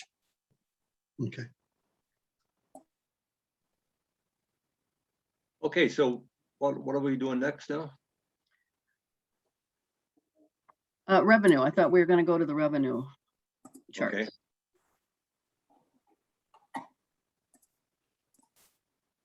Okay. So here's what went out in the board packet. Managers had just requested a little bit more detail on additional sources of revenue. And so we split it up. I was saying at the beginning of the meeting, there's ones that we've got high certainty of, you know, these grants that we know we already have. And then the ones that are in potential are, you know, maybe we get them every year, but we just haven't been awarded the 2022 one yet. And then further down, it's those other ones that are, you know, some are in some cases recurring clean water fund, but a bunch of new programs as well that they might not be ready for it in 2022, but we just wanted to add them to the list as something to think about. And then even beyond grants. Oh, I'm sorry. Can we go back for just a minute to the Clean Water Fund? Yes. I noticed that we don't have any projects that we're preparing, or you didn't talk about any that would be prepared for this next release of funds, like the competitive funding I'm talking about. We've got two main ones that we are looking at. So that JD6 wetland restoration or implementation there, we're looking at applying for that one. Possibly some things around Moody Lake. Mike was talking about some more direct adjacent to Moody Lake. I've got on the list maybe some other things for smaller lakes like Nielsen Lake, that I think we're still kind of figuring out exactly what that would look like. But definitely these two, I think, are pretty certain we're gonna apply for. Okay.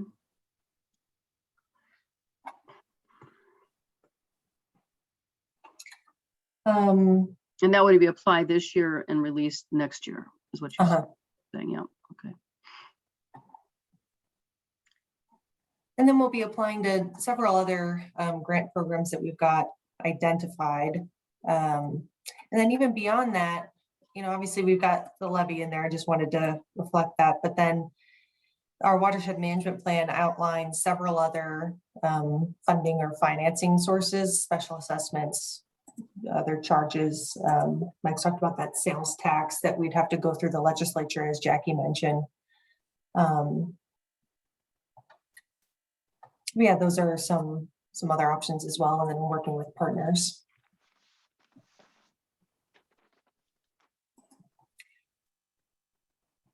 So I think kind of the bottom line here is that, you know, we've got that loan to help balance the budget, but all the while we're going to be applying to grant programs as we can, as projects and other initiatives are moving forward. And so the loan might help us kind of do that initial feasibility, and if we don't get the grant, of course, it'll be there, but we'll still be applying to more grant programs. Okay, well, that's good to hear. I mean, the reserve and that loan program are safety nets so that we can keep moving forward with projects and our work, and we don't have any deserts, you know, between years projects.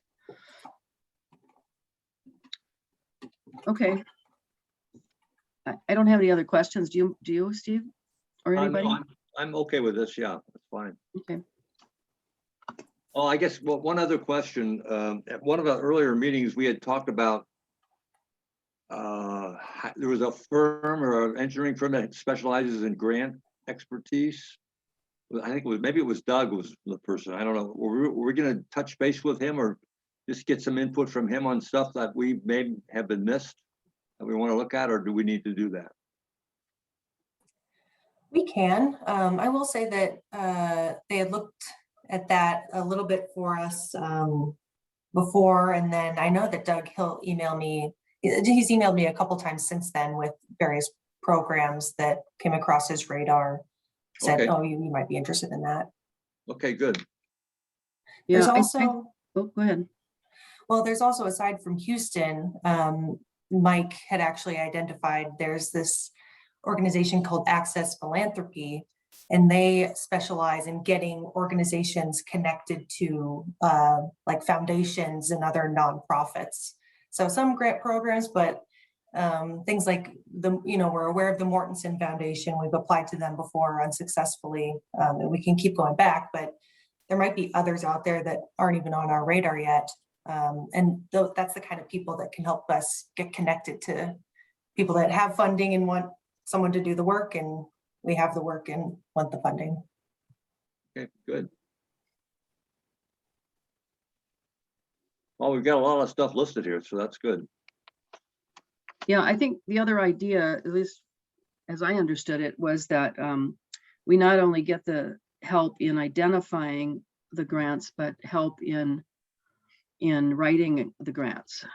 Because if we're going to pursue, you know, that many grants and the larger ones, it's a lot of work with everyone's schedules that they have for their day-to-day operational duties. So, you know, that was part of it as well. And they are important. I didn't see anything in there for federal grants from agencies at the federal level. And maybe I missed them, but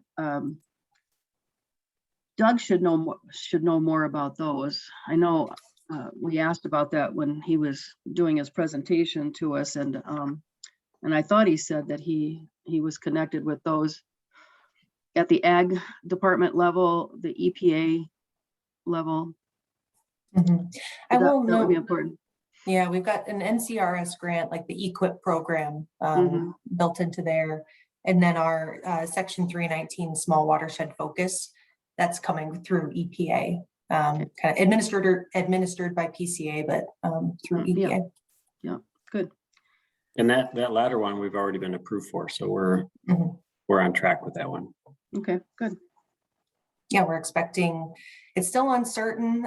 We wouldn't get it until probably next summer, but we're looking at, the latest estimate is around 300,000 to receive for this first 4-year period. And then something on that magnitude for another 3 4-year periods. So It- it's kind of a stable. And what is the purpose of that grant? So it's kind of interesting. Well, unless Mike, you'd like to talk about it. No, go ahead. That's fine. So right now we're working with PCA staff on this 9-element plan.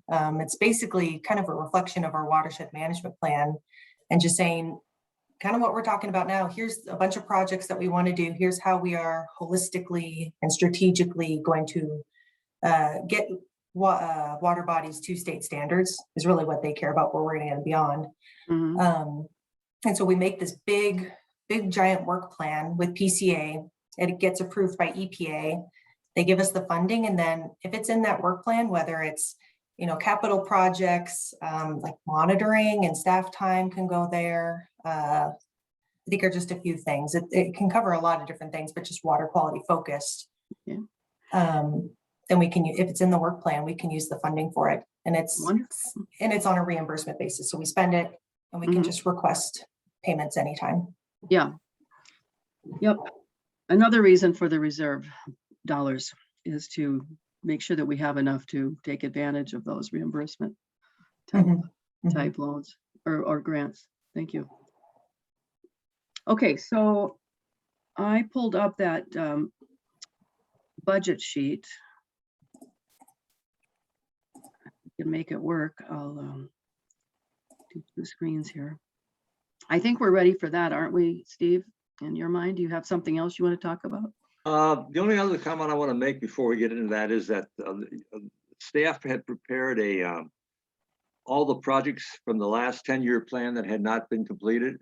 Mhm. And then you showed what was in the 2021 budget, and then you had a column showing what was carried over into the proposed 2022 budget.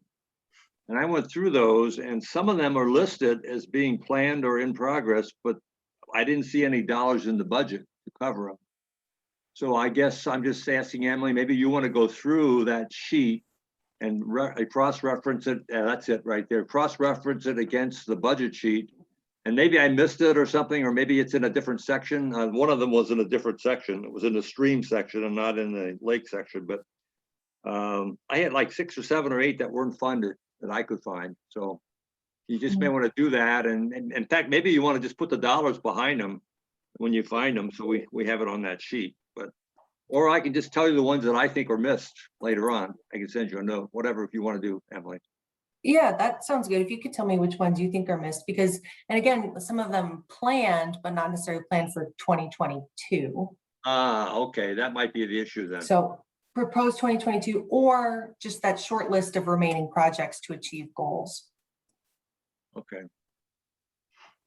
Now I'll give you the list and then you can see if it's, maybe then if it's planned, you might want, and it's not 2022, maybe you want to put bracket 2023 behind planned or 2024, wherever it shows up in the 10-year plan. Because I was just checking 2022, so. Okay, I'll send you that later on. Okay, that's it. That's all I had. Okay. Oh, hi, Chris.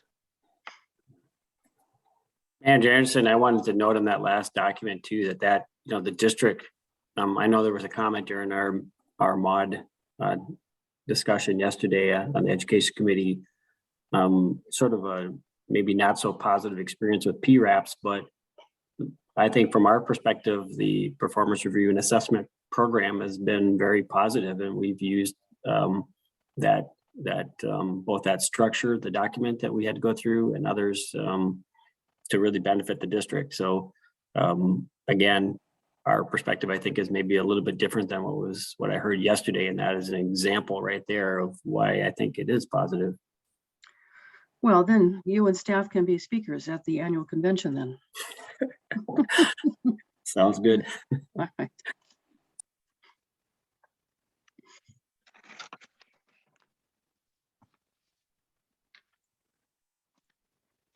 There was talk about that not continuing though, because of one watershed, one plan, just as an aside. We'll see. It's still in existence now, but we'll see what happens. Okay, what do you have up there on the corner? Is that your, Hey, Chris is on board here. Can we swear him in today or is it too late? Yeah, no, managers, I think, well, Mr. Loth, I think you just had your interview, correct? Correct. Oh, okay, that's, they still haven't released it then, have they? Okay. They said they're gonna make a decision and then they would have to make it part of their next meeting. And then once that happens, they would be informing the watershed. okay, well then he can just be an observer for today. And when you feel like speaking up, please do so. This is very informal. It's a workshop. So we just raise our voices. No need to be recognized. Welcome, Chris. Good to meet you. Thank you. Nice to meet you too. So were we wanting me to display that expense revenue summary again? Is that, Yes, I think that's where we're ready to go. So we can okay? knock this one out. I'm gonna print mine out. I'll be right back. Go, you guys can start. Maybe I'll zoom in just on these years, if that helps. Everybody's on video, right? So you can see. Or if you can't, Emily sent out an email with this document attached. So you can print that out. Make sure Chris gets that as well. I can see it just fine. I appreciate the zoom in.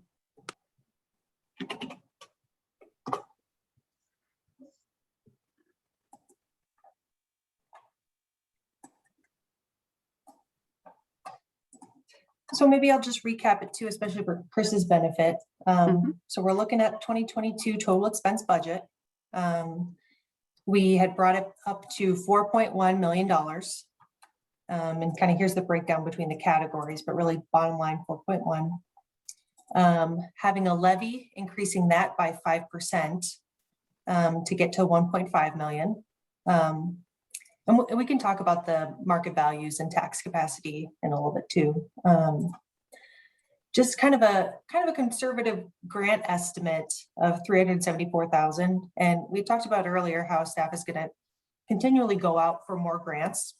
So this could be higher, but we didn't want to load too much in that because they're uncertain.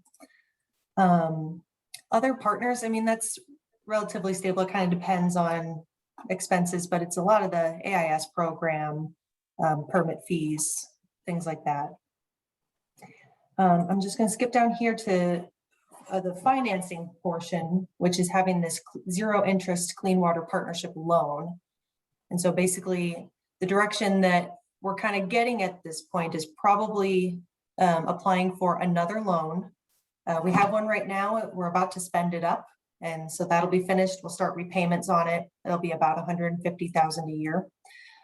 But then applying for another loan for 3.5 million and spending up part of it in 2022. And then, it'll be, you can go for a 4-year period. So it'll be kind of spread out in here as we need it. And again, I think you mentioned this, but it's 0% interest and 10-year payback after the full disbursement of the tranche that you're getting.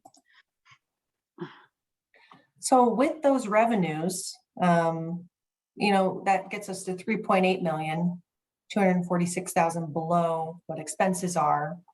And so taking from our reserve would be 246,773 to balance it out. And we should have that. Our 2020 year end audit, it was 919,000. We're looking like we're kind of going to underspend in 2021. So that brings us up to 1.8 million. So we should have that to use in 2022. Again, it's not underspending, it's delayed Yes. It's yes, thank you. delayed funds on projects that have to, already received funds that have to be spread out over 2 or 3 years. Mhm. That's a good way of putting it. Mhm. No, I'm not sure I understand that. Because we should not have, I mean, if we have if we have a spending budget, like a budget, and we have dollars in there, we expect to spend those dollars, right? It's Can you grant pull up an monies that, example? yeah. Grant money is not, the grant money does not appear in the budget. It appears in the revenue section. The That's what budget, we're talking, the cost we expect to spend. If we don't spend the costs, that's an opportunity cost we've lost. I mean, if we plan to spend $1.5 million on projects, and we only spend 700,000, then we've lost the opportunities. I mean, the other $800,000 in stuff that didn't get done has to be pushed back into the last 8 years or 9 years of the program. So I guess I don't fully understand that, Jackie. So. well, that's why we were talking earlier about creating a carryover designation, so that any monies that are dedicated monies for specific projects, we can't spend that on anything but those projects.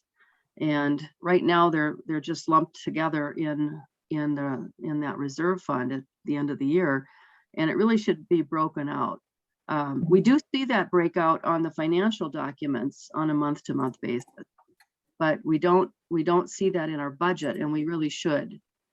Because if you're perceiving it that way, there's other people perceiving it that way, that we're not spending it on budgets. And really what happens with these big projects is that you've got phases, either 2 or 3 phases, that have to be carried out over several years. And the way grants work, most of them, if not all, you have to not spend money as you're applying for it and receiving those funds. You can only start the projects after you've got the grant dollars. So it means that when we get this big $500,000 grant, for example, the first year might be 50 or 60,000 of engineering or diagnostic work that we have to complete in order to design the project. And then that takes its own time, 6 months probably, and then maybe the project can start in the fall of the second year. And so now you've got carryover even into the third year. So it's not that we've underspent, it's just that we have to hold on to that money until that project is completed. I Give a agree with you. specific example too. Agree exactly what you're saying, but what you said is that if we have a project that's going to be worth $1 million and we've got $100,000 the first year to spend on engineering, and then we've got $400,000 the next year to spend, and then the balance of the third year, that's fine. But in the first year, we don't show $1 million. We show $100,000 with the engineering cost for that year. So if that engineering cost doesn't get spent, it goes in as a zero, which means that engineering cost then has to be done the following year. Well, but we've corrected that. That was evident in the first knockdown chart that we got, and that's mostly in that differential. It shows in that differential where whole amounts were taken out for that grant and moved forward because, you know, maybe they won't get to that. But what we're saying when we went back and worked through this is that we can get started on some of those preliminary things on all of these grant projects, the ones that have been funded. So we don't have to set that entire money across, we can start using it. Remember that discussion about phasing and having staff be more exact about what phase we're in? No, they had originally forecasted to try to get that done. But then what they're saying is they see that they can't get it done, then they're going to move it, right? But I'm talking about once it's in the budget, it's in the budget for like 2021. We have plans to spend $1.5 million on 5,000 projects, class 5,000 projects, Mhm. but we're only going to spend half that. So that means a lot of work didn't get done for a lot of reasons. I mean, most of them were because of 2 projects postponed, the 2 big ones, the one over by Comfort Lake because of the death of the owner, and we couldn't complete the work. Had he lived, and that we would be working on the project right now. So that means that it would have been nice to take that money and spend it on some other project that we had planned to do the following year or something like that. That's the only point I'm trying to make. So actually, we're falling behind by not on that project because we couldn't get it done. But it'd be nice if you could take a project forecasted for the following year and move it up and spend that money on that. See what I'm saying? It's I do, but there's one problem though. If you receive money for project A, you can't spend it on project C. And that money has to go back to them, or we ask for an extension so that when we are ready with whatever work we need to do to get started, we have the time to do that. So I think maybe. Well, I think that's I don't know, we'll have to talk to the accountants about this, but you can certainly take a loan money and spend it on the project. And then if you want to, but because we've switched monies around all the time in spending during the year. If we overspend in one area, we underspend in another area. Well, not grant dollars, I hope. No, not grant dollars, but they wouldn't necessarily have to be grant dollars. The grant dollars have to stick with the project. I agree with that. Yeah. Because you can't get them until you submit it for payment. Mhm. Right. Right. Yeah, But and that's the projects, you know, like, for example, these assessments that we just voted in back into the budget, those could be done without grant dollars. And so some of that money could have been to work on those assessments this year, even. We could even do them this year. I don't see why we couldn't we, Mike? I mean, maybe we should talk about this and get it resolved. But yeah, I think when we get into the budget sheets, we'll see this more clearly. And I'm not being critical. I'm just saying we know there are delays, especially as Blaine pointed out, when you got 15 landowners to contact. The probability of getting all that done in 1 year is probably pretty low. So you're always going to have these kinds of delays. And all I'm saying is that we should have some backup projects that we can pull forward and work on them to use the money we have planned to spend and get other projects done in that same time period that we would have had to do the following year or the third year out. Yeah, if they're not grant dollars though, you would have to make an amendment to the budget to bring in a new project and use funds that are either reserve funds, or maybe there has been some overage projected in the budget for that year as a cushion. But it depends on the project, I think, honestly, how expensive it is and what kind of time the staff has, because their work load for the year is designed around the work plan that comes out of the budget process. Right. So I understand what you're saying. I don't think the staff is sitting around twiddling their thumbs when a big project gets delayed. I think that there's always things to keep them active and busy and productive. And you know, most of it is in the like we were just talking about the inventory of the lake shores, for example. You know, that's a project based program that we have that actually informs work that is done around the lakes for water quality purposes. So, you know, they have kind of a double benefit. You have to look at, I think, all sides of that kind of a project. And I think, again, Mike, I don't want to speak for you or the staff, but you know, I think they've been pretty good about doing what you're suggesting, which is plugging in holes when there is an unexpected delay in a bigger project. So I'm not as concerned about that. I think our biggest thing is identifying how much of that reserve is actually tied to grant dollars, so that we're not overestimating how much reserve we have for general operational costs and other funded projects.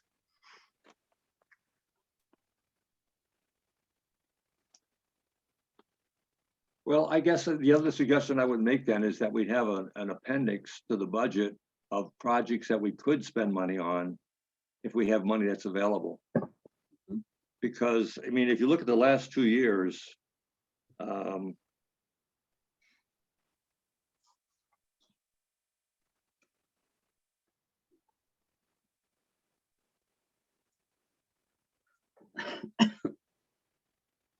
in 2020, we had, I guess I can't go back too far on this sheet. It's far enough back.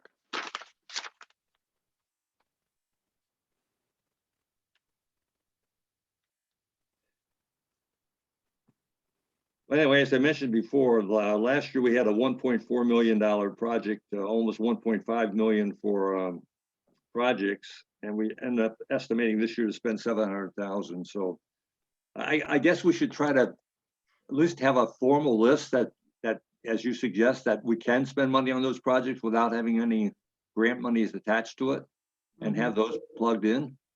Yeah, Because I'm not sure I remember any project this year being done that wasn't forecasted. well, how many projects are left to do? I mean, that's the thing. You know, our capital projects, our big ones are kind of coming to an end. So I don't think we have a lot of years with big projects. What we're getting into now is this sustainability work, which is looking at the green spaces and looking at the areas that need to be set aside for future growth of our major cities, and that kind of thing. And for that purpose, we're looking at more, I think, reserve dollars and also budgeted items for land purchases. So we're kind of in this transition period. There's a few big projects left, but most of it's going to go toward more of that future looking sustainability. Okay, well, I'll just try to bring things up as I see them as we get into the final part of the budget here is a possible list of Yeah. projects we might do. But we also- I don't want to take any more time on this. We've spent quite a bit of time on it already, and I've mentioned it. Well, before. this is the time that we need to spend Yeah. time on so that we can get these issues out on the table and they can be resolved. But the other thing I think that we have to look at is our new 10-year plan. And we're in the first year of it. And so we can always look forward in that plan to see what is projected to be done in those future years and move those forward. Right. So again, I think that, staff has done a pretty good job of filling any kind of voids like that. I think, I'll just say it one more time, that I think what we need is a better tracking. We just need a few more, I think, revenue designations so that we can track this grant money more clearly. And then you have a clear idea of how much of that is actually subtracted from the available dollars, and that we don't have that much sitting around on projects that we're funding ourselves. The other thing to keep in mind too is our reserve based on our budget has to be about $1.6 million to meet the actuarial standards of 35%. We've always been above that, but we have to maintain that in order to continue getting those great reports from the audit standpoint and to protect ourselves from any unforeseen emergencies or whatever. And half of that, of course, is going to be spent on making sure that our operational expenses for the first 6 months of the year are covered until our first tax payment comes in. That's our big revenue stream, those 2 tax payments in May and December. So we've got to cover that whole 5.5 or almost 6 months from our reserve dollars. So it can't dip below 1.6. It just can't. And if we have to add an expense item to pay into that reserve, then we should do it. That's what I'm looking at right now, as a matter of fact.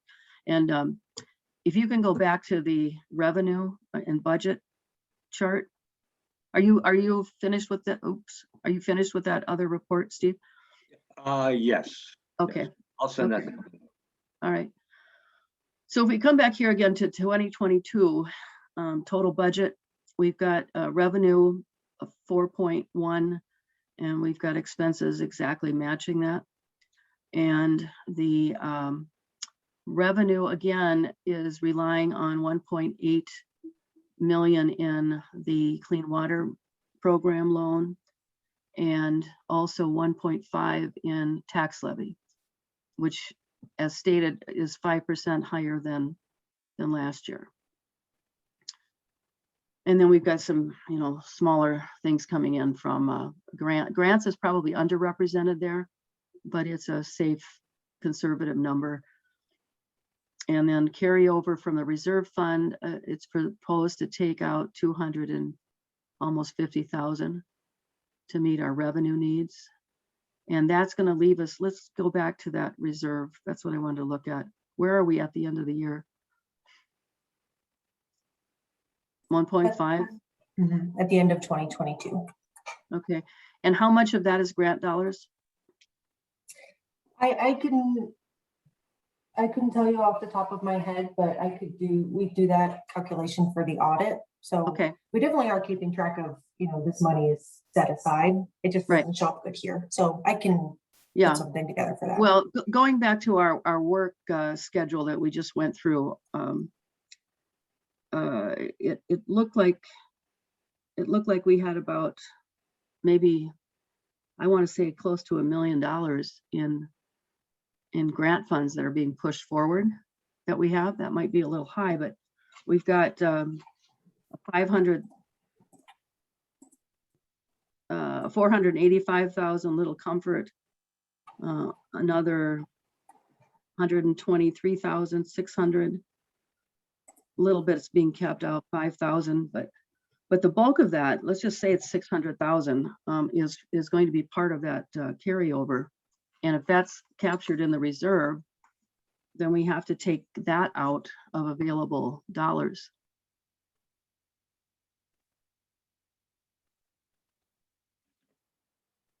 Yeah, and we can do that. And I'll need to just do some calculations because some of these, they're spent up and they're closed out. Yeah.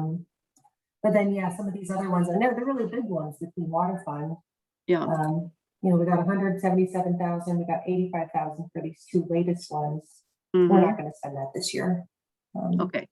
So we're already looking at maybe about 800,000, 900,000 that's going to be carried over. Maybe. I would think. Mhm. I would think less, but. Okay. Why don't you go through that and refresh the report and let us know at our next budget meeting. We don't have to resolve all of this today. We're just hopefully every meeting moving forward toward the end. And I feel pretty comfortable that we've made great progress today. I don't expect this is going to take us, maybe 2 more meetings to come to conclusion. But if we can go back to that revenue and expense budget that you had up. Okay, so that's my biggest concern is just let's make sure what we actually have as reserve dollars and not grant dollars in that total. And that is going to help me understand how much we have to plug into the reserve. And we'll have to talk about how we do that at the next meeting, but we first need the facts in order to have an intelligent number. But otherwise, I think the budget looks pretty good. So I think we need a little massaging here and there, but I think it's coming along much better than what I saw before. So I appreciate that. And then these negative numbers, of course, going forward, obviously those are not what they're going to end up being. We haven't really spent any detailed time on those, so we never want to be under our revenue for the year. So that's my big concern. Anybody else have anything? Steve, anything more to add from you or Jen? Just a question, when we looked at that chart, where we were like 1.6 million off of what the 10-year plan had said, Mhm. were those costs then put back into the budget later on in later years, Emily, or not? In these projections, Yes, No, I just pulled these numbers straight from, so that, yeah, it would be, if we didn't do them this year, this would actually be even lower, and also I think I need to check and make sure, depending on the timeline of this, these later years are gonna have to include even more for repaying the loan. So these expenses could actually be higher. Going into the future. Mhm. Yeah, but again, I think there's going to be a balancing out of projects. We're not going to have as many big projects. And hopefully most of those, or a good degree of those, will be covered by grants if we do have them. Especially with our circle widening beyond Clean Water Fund. So I'm not so worried about those, I mean, I think we can handle that going forward, but that's it. I have no other comments to make at this time. Jen, how about you? I don't think Jen's on the meeting anymore. Oh, did she have to step off? Okay. Mhm. Yep, she sent a little note in the chat there. She's got a work call going on right now. So just a reminder to the managers, you can make recommendations, but no decisions since we don't have a quorum until her return. Yeah, well, I think that's all we're doing is providing you with input. No so Emily, decisions. you're gonna update the charts then if there are any other changes you want to make, and then can you print out a large sheet for us so we can pick up? Yes, Okay, thank you. That should also be for the one we just amended to with the one we just worked on this morning, where we took out for the 5 projects and added them back into the budget. Mhm. That one there, yeah, it'd be great to have an updated version of that too. mhm. I'll print that. I'll print the latest, budget that's got the 4.1 million, and then that revenue summary that's gonna call out how much of that is allocated to grants is really set aside. Right. Okay. And then as far as our next meeting, then are we gonna then start jumping into the 3,000, 5,000 budget programs and projects, et cetera, and just going through those fairly quickly if anybody has questions or comments? I guess I'm asking what the next plan is for the next meeting. Didn't we just do that today? Didn't we get through all of the 3 and 5s by going through that chart? I don't know whether we did or not. Well, We all definitely of touched on the kind of bigger line items from them. Mhm. But if the board would like us to go through and really just spell out each line item by line item. Well, your budget number with all of the changes that we had made on that differential chart is actually pretty close to that total budget that you had. It's 4.1 million in our redo. And this chart that you prepared showing the differences was almost 4.3. So it's a couple 100,000 difference. That's pretty close. There can't be a lot. There cannot be a lot in the operational and smaller projects that is too much higher than the projects. We'd have a higher budget. And the Right, but we ones did- not listed here are generally pretty close to what was in the WMP. Yeah. So that's why Okay. this isn't 5.6. I didn't list every line item from the budget, Yeah. but Mhm. it's clearly the big ones. Yeah. But I'm talking about the redo numbers that we just did on the revenue and expense chart. That comes from the entire budget. Mhm. So, Yes. and I'm just saying that that's pretty close to that budget we were working on initially with just the projects. So to my point is, I don't expect that we're going to have any big items other than these projects that we've gone through today on these at the category level. So I think, Steve, if you want to just go through and mark the ones that are a concern to you, and I'll do the same, and other board members can do the same, and we can come back and go through that fairly quickly. I think most of the work we did today was on the 5,000 project. We had a couple programs in there, but most of them, and actually we're spending more on programs than we are on a project. So I just thought it might be worthwhile to go through the programs, just take a look at what we've got forecasted and budgeted versus last year, et cetera, but Which is expected because we are doing our own monitoring. right. And 3,000 is part of the program area, I think, as Correct. I recall. Yeah. Right. So that's expected. We're prepared to go through the programs now. If it's all the same to the managers, we could Mhm. do that now. I had kind of told, Okay. we had prepared staff to come on if we wanted to get into greater detail, but Mhm. if that's what kind of you're thinking, Steve, we can just go through and talk about these line items, or you could just tell us if you have any questions. Yeah, for I each just of might these go through subsections. and look at it and send in the questions. Do we have any more scheduled budget meetings? We do, don't we? Have a couple more? Discussing at regular meetings. We don't have another special meeting or workshop Yeah. scheduled right now. We can go through these quickly. I don't have a problem with this. I just don't expect that we're gonna find any big surprises. So I'll just let's do it. You lead, Steve. Yeah. Or you, Emily. I can certainly, well, I'll let Steve, let me know what you want. I can just talk about each one as we go, or. Yeah, go ahead. Okay. That's fine. All right. So let's start with general program development. It's kind of a small item of the work plan, and just a reminder that these staff management coordination items, we're basing them, the breakdown, the total amount is driven by, it's being laggy on me now, but it's driven by just this number, this 784. But then that is split out generally in alignment with what that workload analysis was, what that future scenario is. So that just makes it kind of easier. And then some amount budgeted for EOR or Smith Partners help with kind of just general program development.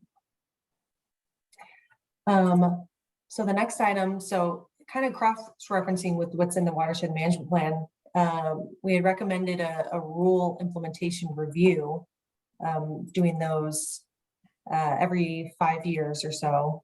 And so we had some dollars budgeted for that, basically hiring EOR to do that review, make sure, and we've got kind of a short list that we've been keeping track of things that come across that in our rules that we're like, well, we should look at that. So that'll be that line item. Permitting, that is kind of based on, it's, somewhere in between what we've been spending, what we thought in the watershed management plan, what we're expecting to end up this year. We just thought 70,000 was a good ballpark number. We are taking a lot more in-house as time goes on. So there's a bigger chunk in that staff management and coordination. That's assuming 2 FTEs going toward that.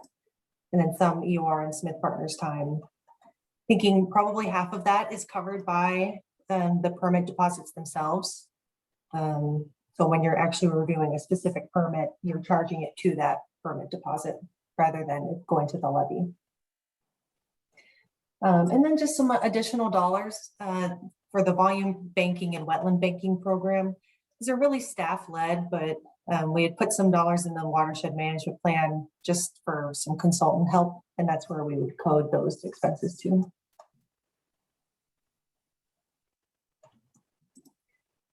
So the monitoring program, we already pretty much touched on, but again, it's kind of taking a lot of it in-house. We've got 1 FTE allocated to the monitoring program, more or less.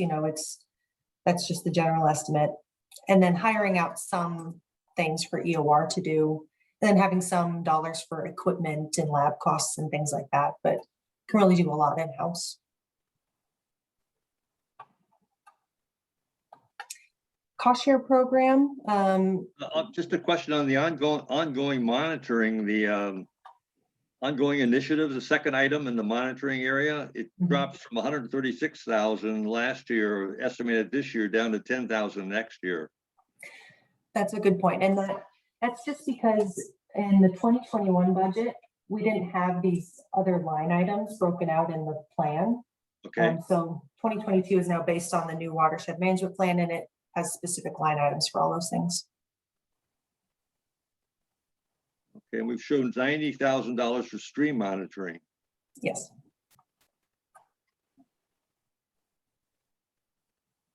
And Okay, that's largely EOR. right, okay, got you, okay.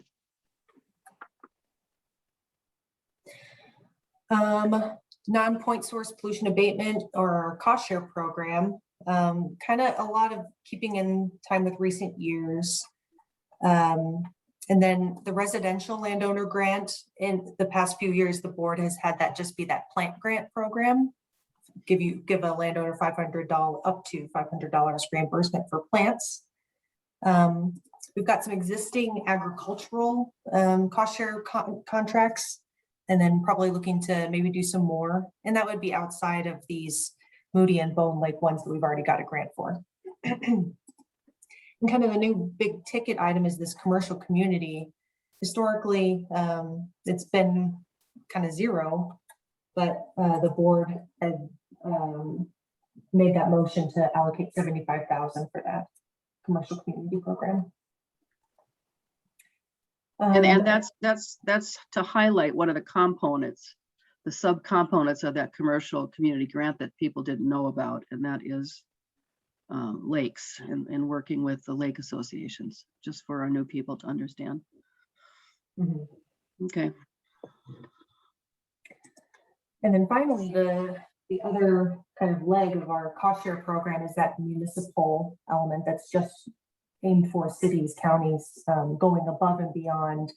You know, they've got, if they're doing a road project and they're triggering our stormwater rule, there's a certain amount required. They have to treat that stormwater. But if they'd like to go above and beyond, the district has offered this cost share program to do that. Historically, it hasn't been used, kind of like the commercial community, but we've always budgeted some dollars.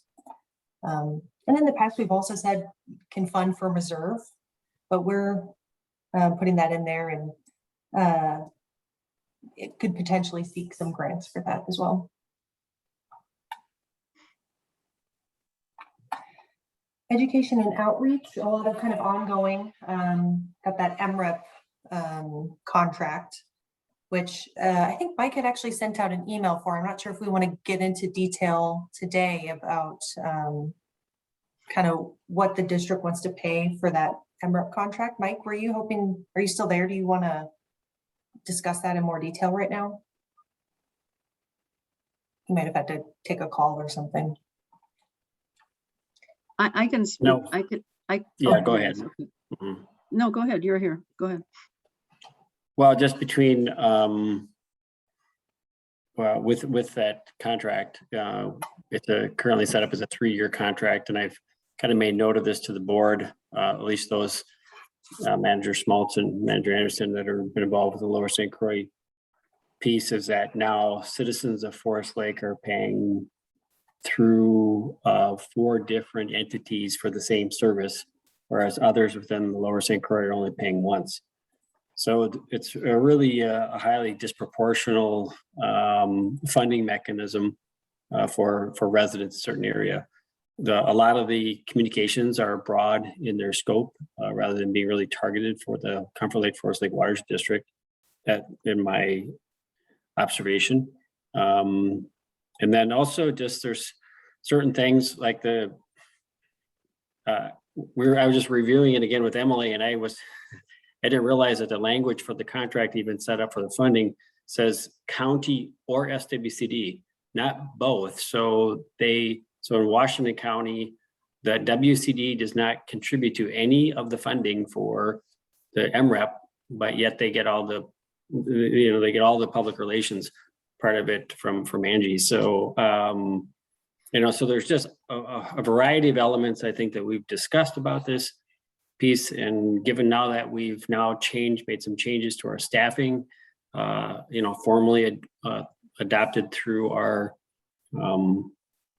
salary pieces and other adjustments with our hiring now of Bobby for the office. Jessica's able to do more of our outreach activities as the operation and outreach coordinator. I think that, there's just some certain elements where we can look at it and say, this is disproportional to the taxpayers of the Comfort Lake Forest Lake Watershed District, and there could be an adjustment.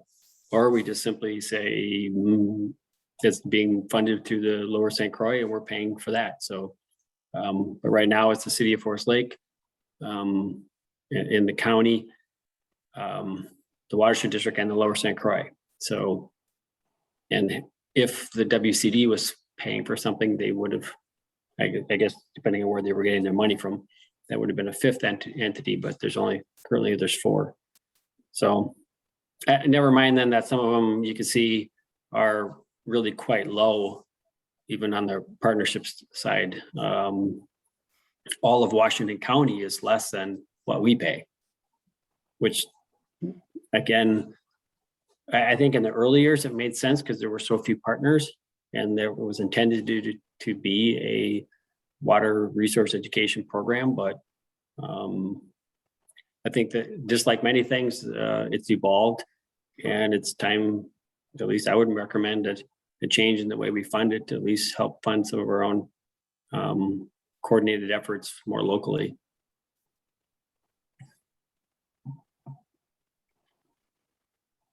And we should bring this up at one of our board meetings and take a vote on it, because I agree with you. We can make a very strong argument for changing it. Thank you for coming around. I've been talking about this for, I think, 12 years or so. I actually think that there's some value in some of the general information that they do, but I'd like to pay the same thing that Forest Lake is paying for that generalist kind of information. $2,865 instead of almost 20,500. That makes more sense to me. And we can use that savings to fund our own, as you just said, outreach and promotional items. We haven't done this, and so many of our residents don't understand that there is a district, and if they know that there's a district, they don't know what we've done or what we're doing. And so we can do that kind of work, outreach work, with our own citizens. If I might ask a question, in the version 2 there for looking for additional partners, and I can't see it on my screen right now, but it looked like they were trying to add in more sources from Chisago County on top of everything. Yeah, that's through the Lower St. Croix, which Mike mentioned, is that people within our boundaries, some areas are paying 3 and 4 times for this service because they're paying at the county level, they're paying at the district level, they're paying at their city or municipality level. And so they're getting double hit. Is that what you've got highlighted there? Yeah, that was the yellow highlights is what Mike was talking about, Forest Lake residents. Yeah, okay. Paying 4 times and yeah, same goes for Chisago. You got it coming from all these different sources. Oh. So Mike, have you sent out the contract for the board's review? Yes, I did per your recommendation. So, Okay. Thank you. All right. Will that be on the next regular board meeting? Not Thursday, but will it be on the 22nd? Well, not the contract, but really, I mean, I guess when the board wants to, I mean, we do have budget stuff for tomorrow as well. So the contract, we would wait until later in the year, but we really just need to establish within the budget framework what we think is an appropriate amount. And maybe, today, again, from a recommendation standpoint, there's some different ways to do this calculation. And it's either just as you noted, we say, well, we want to match what the cities are paying.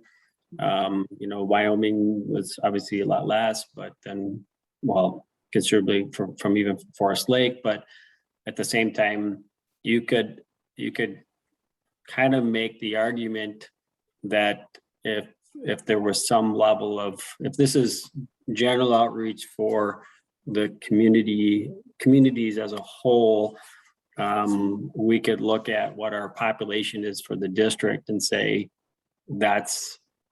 we're paying, $2 per citizen or something if there's 10,000 residents, people, and that would be 20,000 versus Washington County or somebody else, or the city that has, the city of Forest Lake would have a similar 20,000, but they're paying 25 cents per citizen or something, so but it really is just a matter of the board would want to consider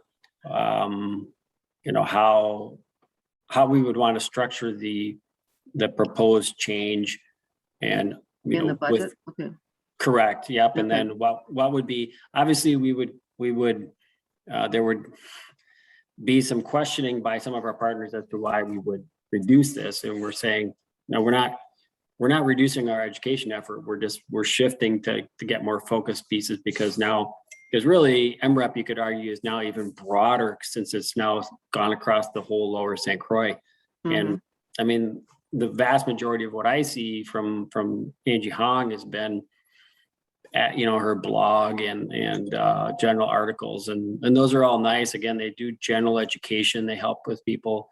But I think to your point, exactly, we're really not, one of the principal, I guess, things that we know from, multiple studies is that people identify themselves with their local communities.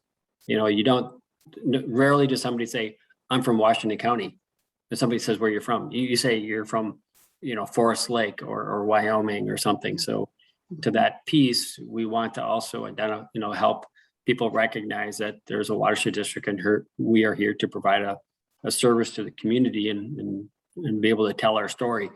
Because as staff knows, I tell it all the time, the only people that are going to tell our story is us. And we've been so focused on projects, we really haven't done a great job on communicating that story.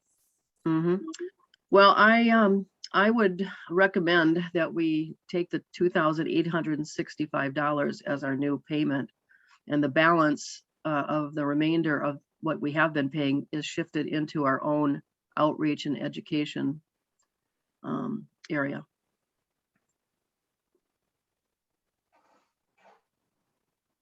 I think we probably should develop some kind of a rationale. And Mike had some things where, was it Browns Creek Watershed District wasn't paying nearly as much as we were, even though they were bigger than us, et cetera, Mike? Yeah, Carnelian Marine has a similar population, twice the land area, and they're been classified under a smaller category, even though they've been over the threshold for almost, I think, pretty much the entire time that I've been involved with MREP. So, and I think they're just afraid to go ask that board for more money because they don't budget for stuff, but that's not a very strong reason for not asking if it's important. So since they've already established really that that the criteria is somewhat loose from that standpoint, but also there's not a real clear understanding as to how they ever arrived at these numbers. And I've never been able to ascertain from that staff how they made these determinations overall, just initially. I mean, again, 15 years ago when Angie and the Conservation District started MREP, somebody had to fund it. Watershed districts were the likely scenario because they wanted to do this education. But a lot of things have transitioned. I mean, many communities are now under MS4 because that MS4 structure has changed. Many more of them fall within the regulatory component of needing an education, water resource education component. So, I mean, they have a legal obligation to provide this education, and they're doing it somewhat on the cheap, you could say, by riding the coattails of the watershed funding. Again, I don't want to, get too negative on that because they are still taxpayers. We're,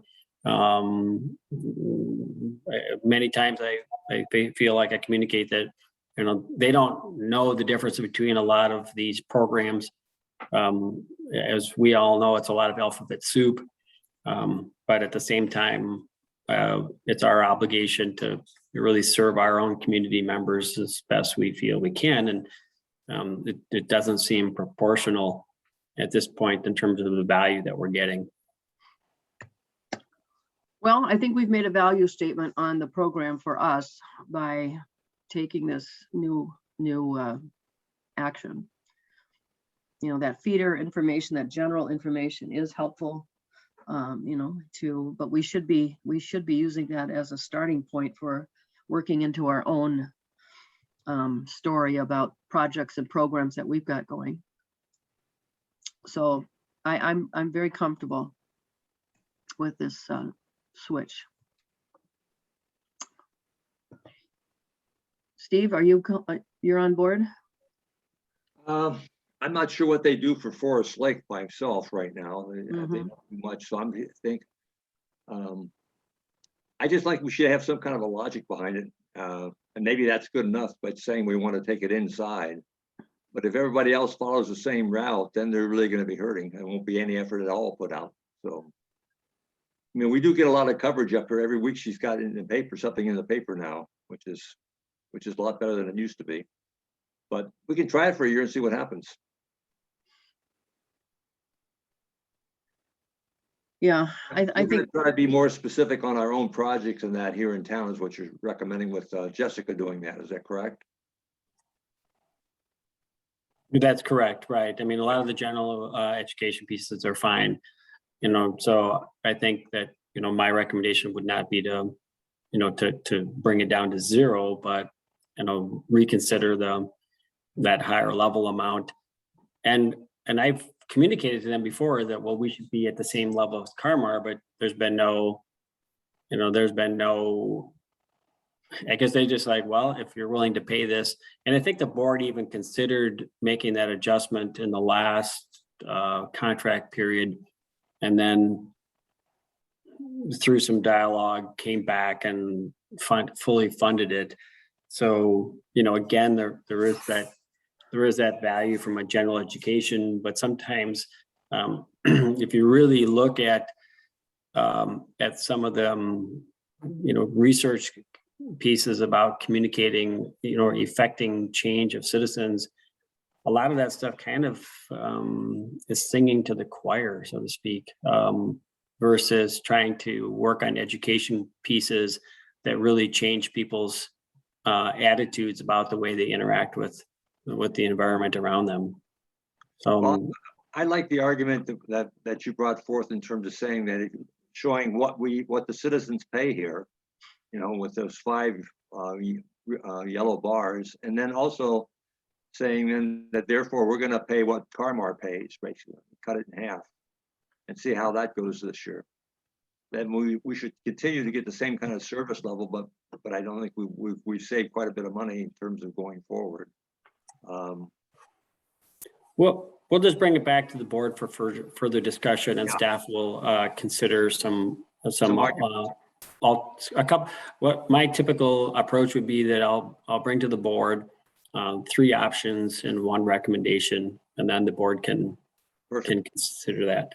Yeah, because you've got all the data here to work out a number of options, so I like that, and I just think we should use that and be professional in why we made our decision with them. That's all. Yep, I just wanted the direction to actually do something with that, so I got that. So we'll bring something back. Thank you. And I do support having more specific coverage of our projects and that with our local people, so we do get a better visibility on what we're doing, because we may need it if in the next few years if we have to get more aggressive in our funding. So. All right, thank you.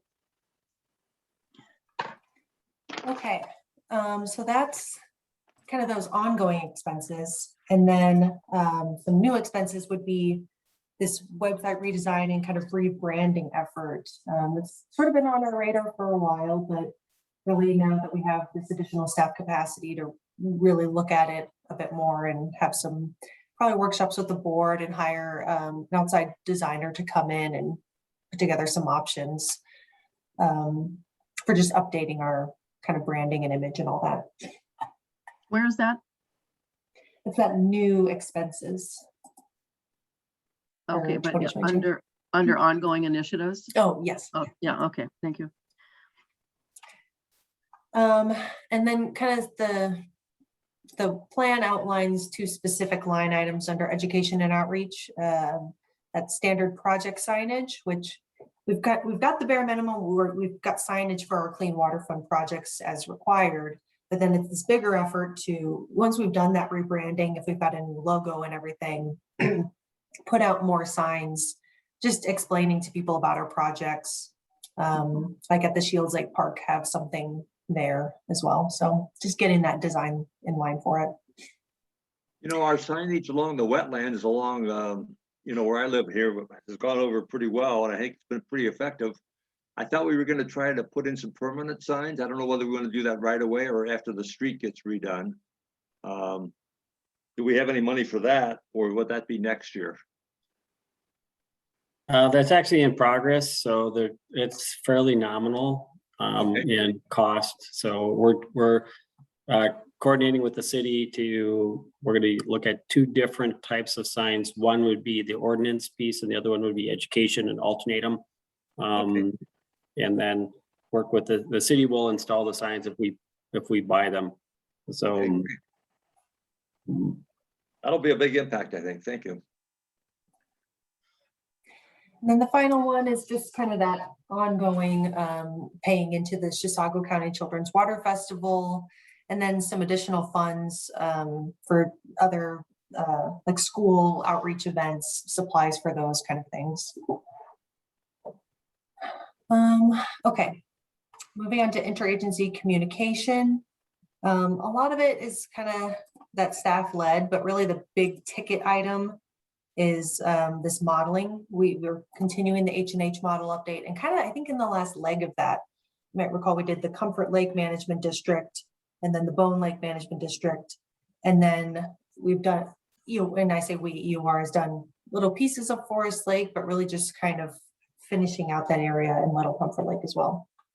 So that was just what was in the watershed management plan, finishing up that H&H model update. Our ongoing license for GIS. And then a big effort this year we're working with EOR is this kind of database, updating our, really starting with permitting is the highest priority one, having a new database that's hosted online and is both, has the back end for district staff to track things, but then also kind of a newer, better feature would be a front end for the permittees to be able to type in their number, get a balance sheet on demand. So things like that, that's that line item. Research, like we already talked about, we had cut that down and fund any new things from reserve, but really we just need this money to pay the second half of that contract for our deep sediment core work from St. Croix Watershed Research Station. Measurement of progress, another kind of small line item, mostly staff led, but just budgeting some dollars for EOR's help, just with the technical components of those phosphorus reductions, cost benefit things. Grant research, a good amount of staff time, and then some help from EOR. They've historically been spent a good amount of time helping to write those big clean water fund grants, just because there's a lot of technical information that goes in there of here's how we've done the targeting and all that. Here's the data to support the project. I think that's really helped us win those grants, is having that data up front. Right, I'll just add on that. I Absolutely. mean, it's the staff writing the grants, but it's really on that heavy lifting of the technical pieces that are key to the grant success is coming from our engineering staff. Mhm. O&M, a lot of staff time for just doing the just inspections, going out and the planning, having an inspection schedule, having operations and maintenance plans for all of our projects. This one, Steve had actually asked, we talked on the phone, and just, I'd like to clarify. So the Clean Water Partnership loan, those funds can be used for the staff time for planning and inspections, and even the EOR time for planning and inspections. But if we were to go in and say repair a weir or replace some iron enhanced sand filtration, we can't use Clean Water Partnership funds for that. That's just something that they have in the statute. That's a line that they've drawn. But yeah, that's we've got that, you know, fund from reserve.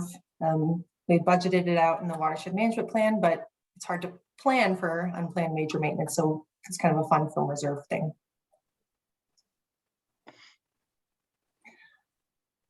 And then the large section of the AIS budget. Let me know if you want me to. I think that looks pretty good, Emily. I don't think Okay. that's changed at all. So I think we're okay with that. Okay, that sounds good. I think it's pretty recurring. So here's kind of our two new programs that we've just delineated in the watershed management plan, this recurring land acquisition program.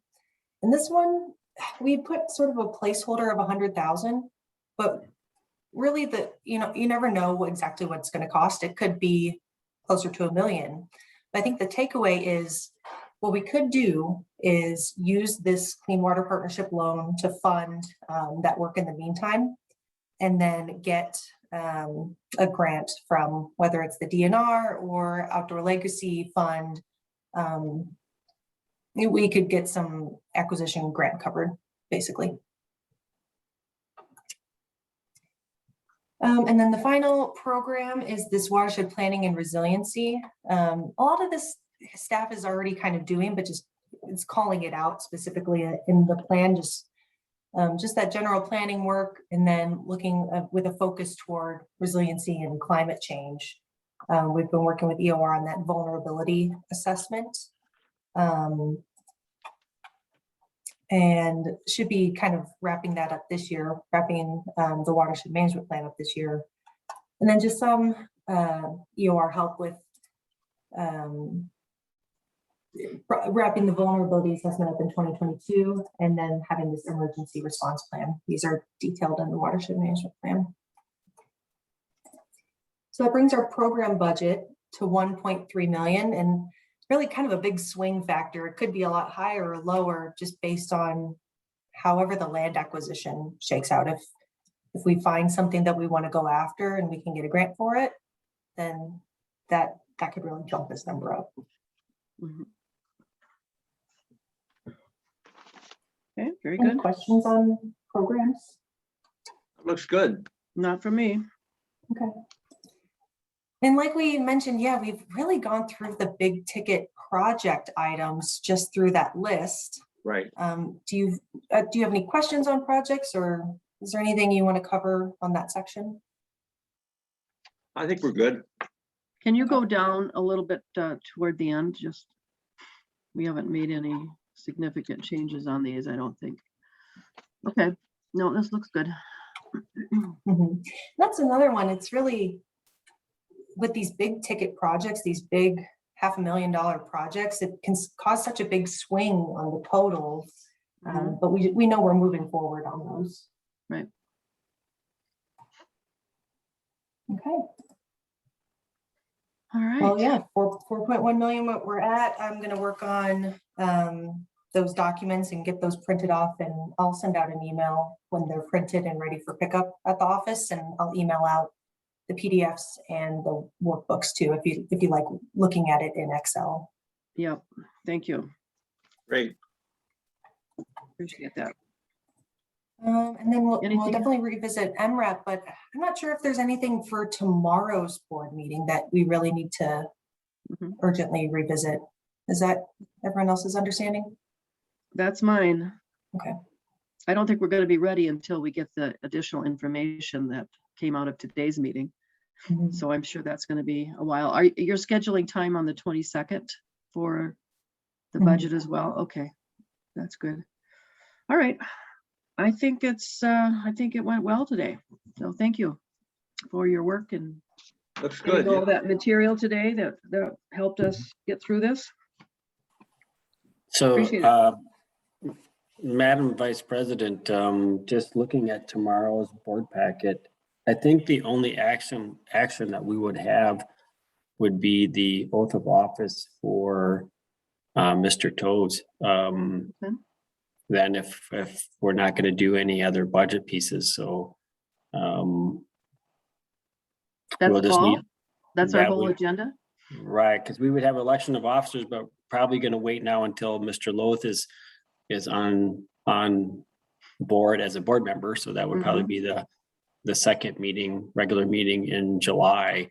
So yeah, since we really did kind of hammered out all these things in the budget today, which I thank you for, given staff further confirmation or direction on different elements. Yeah, that would be the only thing. So I guess we can formally make Mr. Toes a board member or wait until the second meeting and just cancel the meeting altogether. Can we do that at a workshop format? Because Jen's not back. So we don't have a quorum. I've That's- been that's- here. What did it? Oh, Jen, thank you. All right, she's back. So now we can make, Sorry, I've been here choices. since 12. okay. You're so quiet. Oh, okay. So, yes, let's proceed. Yeah, that would be nice. Then we wouldn't have to have the meeting, right? We can cancel the meeting. Yep, absolutely. We've got a quorum here, so we can end with Doug being sworn in. We've got more than a quorum. That's good. We can Well, make that call. Doug's swearing in technically would need to occur tomorrow or later. I mean, but Okay. it's really at this point just a formality as a board member. Whatever the next regular board meeting after today would be, then he Okay. could be sworn in. But I mean, I don't know if we want to convene tomorrow evening solely for that purpose. I mean, we certainly could, but Can you talk to Chuck and see if he can't be sworn in outside of a meeting? Is there any reason? that sure, he yeah, can't- right. I don't, I mean, from my personal experience, I've taken an oath many times and, Yeah. it's never done. And it can be very informal and people make requests for doing it. I mean, I think if Mr. Toes wanted to, we could swear him in out on his pontoon on on Moody Lake. So, That sounds really good. How about this? Yeah, Doug sure. brings cocktails. Yeah. well, yeah, I was communicating with Chuck about this topic earlier today already. So I'll just, given our schedule presently and our intent to cancel tomorrow's meeting, I'll just get clarification for that. So, Okay. Is there consensus with the board members present to cancel tomorrow's meeting? Yes, I'm for that. Sure. All right. There you go, Mike. It's canceled. And Doug, you can take your oath of office at the office or can he do it over Zoom? I suppose he could. I'm sure he could. I'll just get verification from Mr. Holtman on the specifics and advise accordingly. I'll let Mr. Toes know as well as the rest of the board. I mean, but it doesn't really impact anything, whether it would be tomorrow or the next board meeting. Yeah, whenever the two of you can work it out. Welcome aboard, Doug. Well, thank you. I've lost my video, so. Oh, okay. Oh, by the way, this is kind of off topic here, but can you send that muscle, or did you send that muscle picture into the office? I sent it into Garrett. Okay, good. I'll do mine too. We can compare Sounds good. what they look like. All right, thank you. The meeting is adjourned. Thank you. If there's no objection. Thank you, everybody. It was very productive. Thank you so much. Thank you. All right, bye-bye. Bye. Bye.